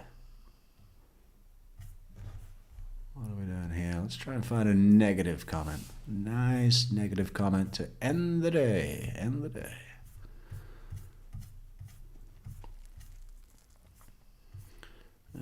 Scrolly. Ah, there's a long one. This interview should assure that Wendy is charged for Danny's murder. Jeff has the proof that she is grieving early, hates Danny, is setting him up, and knows the specific date she needs to pick the kids up, because on that Friday, Danny will be unavailable. He will be shot by the hired hitman she has helped ensure he knows where Danny is and the approximate hour he should be shot. She talked to Danny that morning, agreed to meet him to discuss the boys' new school, knew he was taking them to daycare, and when he would be home. She set it up. Jeff felt the countdown to something happening. He regrets not realizing sooner that he was being played, and desperately regrets not notifying police when Wendy confided that Charlie had looked into hiring a hitman. I don't think that's true. I don't think he desperately regrets that. I mean, I think he looks at it and goes, oh, well, I mean, it's totally unreasonable to expect him, or for him to expect to have expected himself to pick up on that enough to go to the fucking cops. It was not an imminent threat. It was a historic, looked into the possibility of a year ago. He now knows about the earlier attempted hit. Hit is capitalized and in inverted commas. Okay, why? If single quotes with no capitalization might be acceptable, but capital H in speech quotes. What is wrong with you? Learn how to fucking speak English. I mean, I'm saying that to someone who clearly is English or speaks English as their first language. It'd be a pretty harsh thing to say to someone who wasn't speak English. Sometimes I think about doing that to a table of random Portuguese people talking loudly in their own language, in their own country. Just shout over at them, speak fucking English! Because some people in England will be on a tube train or something, and they'll hear people speaking in their own language, and they get really pissed off and go, speak English! And that's one thing when it's in England. But I think it would be funnier to do it here in Portugal. Will you please speak English? I love that. I love that. And realizes he was traveling out of town that day as well. The 2 times he left Tallahassee, hitmen were in town to kill Danny. He knows he was to be the fall guy. Yeah, okay. It's Professor Markel, if you don't mind. I always say Professor Markel. Narcissists. Oh, who's this? Look, someone's having a bad day. Narcissists will freak out when they are worried that their mask is going to be peeled off. Worse, they will run to the masses and make you look like the crazy person, so if you dare speak the truth, people will think you are the crazy person. Been there, done that, had a man do that, and even who I thought was a best friend. People like that are so scary. I've even had a coworker take credit for my work and try to throw me under the bus when she screwed up. When I forwarded emails to our big boss and CC'd her, oh boy, did shit get crazy. When stats say that 10% of the population is psychopaths / narcissists, I assure you the stats are so wrong. Well, it's a spectrum, you know. Narcissism is not the same as narcissistic personality disorder. There's a narcissistic personality disorder as a clinical diagnosis is like fucking extreme. You know, Wendy would probably qualify. We did those tests. But, you know, statistics talking. I've never seen a statistic about that. 10% are narcissists and psychos. Maybe. I mean, I don't know who fucking just could be anyone, right? You don't know. Could be your wife. Could be your sister, your husband. Be careful. Oh, what are we doing now? Finishing this quote. So wrong. The sad part is that people who were raised by narcissistic parents, you become a people pleaser, a codependent person, and you unknowingly attract toxic narcissists and psychopaths. Like, who is this? Enough already. 2023/7. You need to do some regressional therapy or something, like I say that with all the love in the world. Go back into the childhood, find what was wrong and fix it. They are like sharks in water.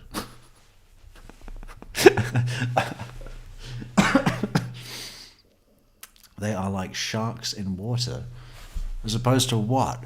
Lava? Sharks in lava, fire-breathing sharks, swimming in volcanoes. How dangerous does that sound? They are like sharks in water. Actually, I think more highly of sharks than sociopaths and narcissists. I'd rather swim with a shark than have a narc / sociopath in my life. I'd bet that Jeff feels the same way. Well, that was an interesting comment. I'm going to put a... what shall I do? Shall I put a winking face and then a kissy face? How long ago was that? 3 months. That'll be funny, won't it? They won't know what to make of that. Let's put a kissy face and then a winking face. Where's the winking face?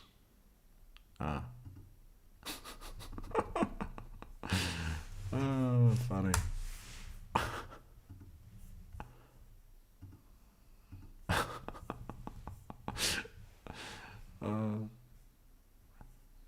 Gotta reply to all these sometime.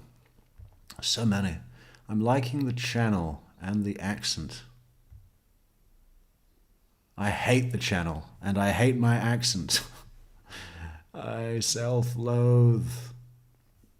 I'm nothing. I'm nothing. I'm not worth anything. Loved the fact that in the end, his instincts regarding his situation and the impression he was being used and set up is chilling. Yet although he doesn't have any of the pieces worked out, his instincts were undeniable, and HD chose to come forward and give them. Thanks, Jeffrey. Otherwise, who knows? Yeah, I guess that meant he, not HD. Where is a negative comment? What about that long one? The Florida State Law Enforcement and DA's office have been equally complicit with this crime by way of dragging their feet. Or it is that they were a bunch of insanely inept people to not be able to connect the dots and prove this in court. It does not take this long to act on so much information, and especially after a conviction of one of the Adelsons. To leave Wendy walking free 11 years on is blood on the hands of even those on the right side of the law connected with this case, and it is plain wrong. Jeff Laccase, your honesty and forthrightness is so refreshing. Well, you know, you have to leave it to the system. You know, what are you going to do? It's not perfect. It's just our best try so far, right? That's what the fucking justice system is. It's our best attempt so far.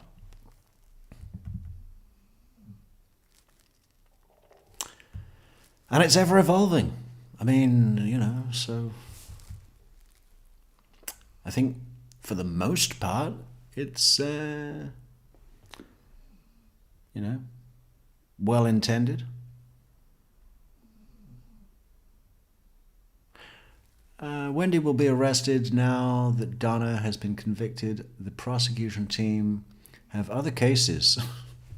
Yeah, that's almost as stupid as the people that say, oh, maybe the prosecution are waiting for the boys to grow up before they arrest their mother. They don't stall because of scheduling. Georgia Kappelman doesn't look at her calendar and go, hey. December is fully booked, and then it's Christmas. And January is also a heavy month. Heavy month in January. February's pretty packed also. Maybe we can arrest her in March. That's just not how decisions like this are made, in any way. It may take a year, but when other work is completed, Wendy will be arrested, and then they will 100% be ready to prosecute Wendy. During Donna and Charlie's trial, there were many questions that Georgia could have asked her, but she didn't. She is saving them for her trial.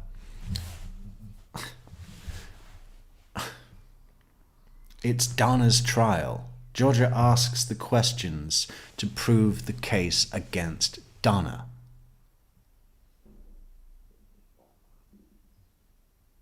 And the only thing she held back from that is the fucking stack of questions that she had prepped, ready to go, binders full, for the supposed cross-examination of Donna Adelson. You know, there's lots of questions that Georgia Kalperman could have asked Jeff Laccase. You know, like, how's it going? Have you ever thought about changing your style of eyeglasses? And what's with the man bag? You know, Jeff, what is with the man bag? You know, but she didn't. Why? Because it's not interesting? Obviously not. Everyone wants to know, what is the deal with that bag? But it wasn't relevant to proving the state's case against Donna. Also, Jeff will have a wealth of information that you can see here that will be brought out in her trial. Yeah, okay.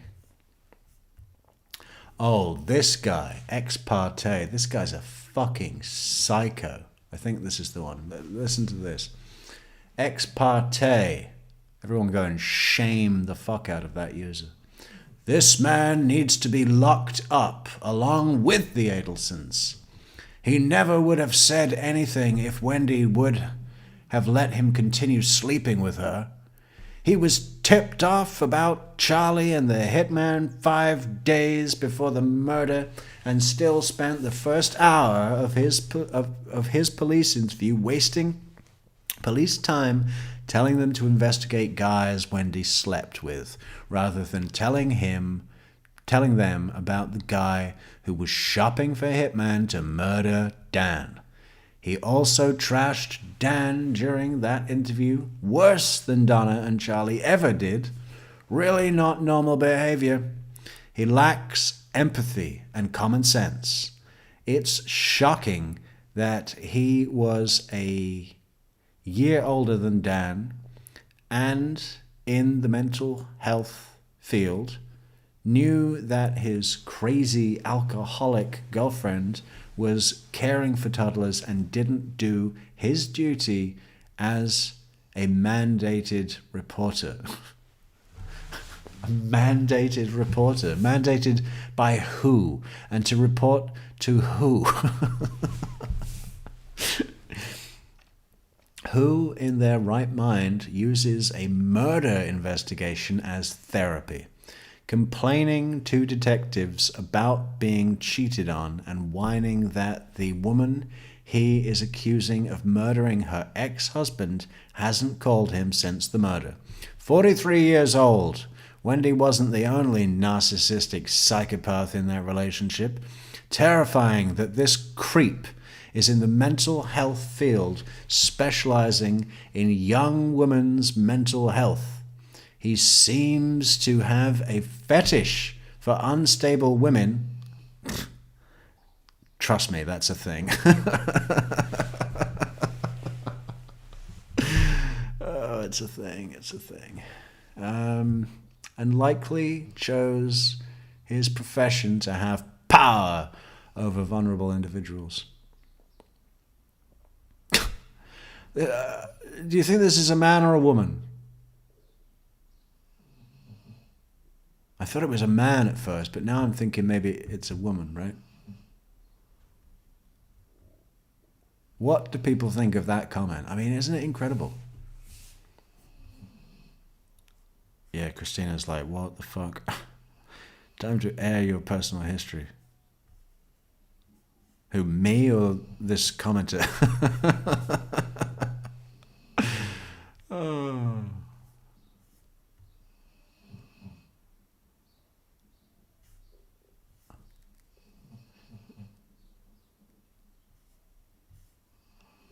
What is this one? Ah, yeah, here we go. There's another good one. E.S. Monte says, it makes me so uncomfortable. As I listened to him describe Wendy, I realized I dated a woman just like her before I got married. Oh, actually, that's a really boring comment. Sorry if, not really boring, just not that relevant to what we're discussing. As women coming as a woman coming from a family who is very controlling, I understand why Wendy would have mental issues and be on psychiatric medication. Both my parents were manipulative, selfish, narcissistic. They divorced after 20 years, but had affairs throughout their marriage, and each knew about it, and they took their anger out on their eldest, me. As an intelligent woman, Wendy should have known not to remove herself from her meds, and should have gotten therapy for dysfunctional family issues. Well,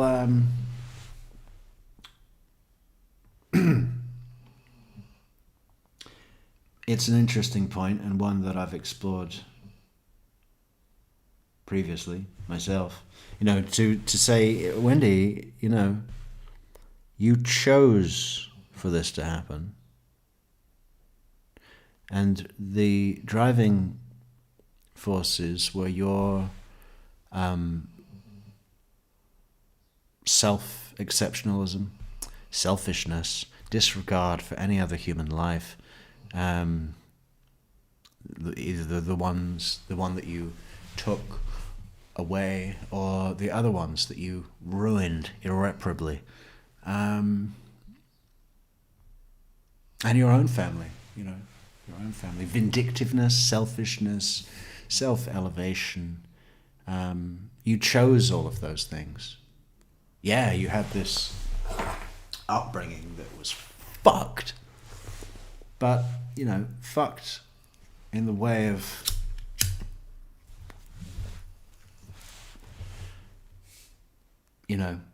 grooming you to become a fucking even bigger of a nightmare than you were genetically predispositioned to become. You chose that. You could not think of someone better positioned to get the best in terms of psychotherapy,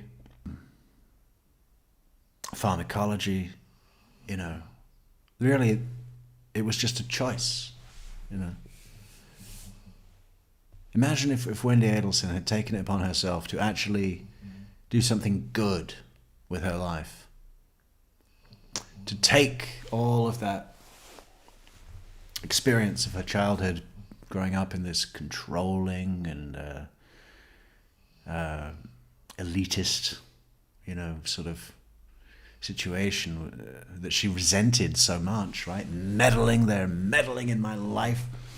They told me marry this guy, and they told me to go to Brandeis, and whatever it is, all of that resentment that came out in a plot, not only to dispel herself of Markel, but in a final way, but also to revenge on those closest to her in the plot, her mother and her brother, right? If she'd have actually decided not to do those things and go and deal with her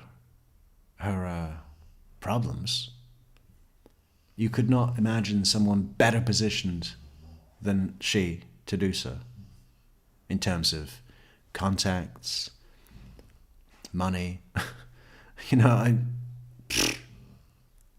Shame. And look at you now, Jill. She may have said, this is what Kathy Lopez says, she may have said, I didn't have anything to do with this, but I do know who did.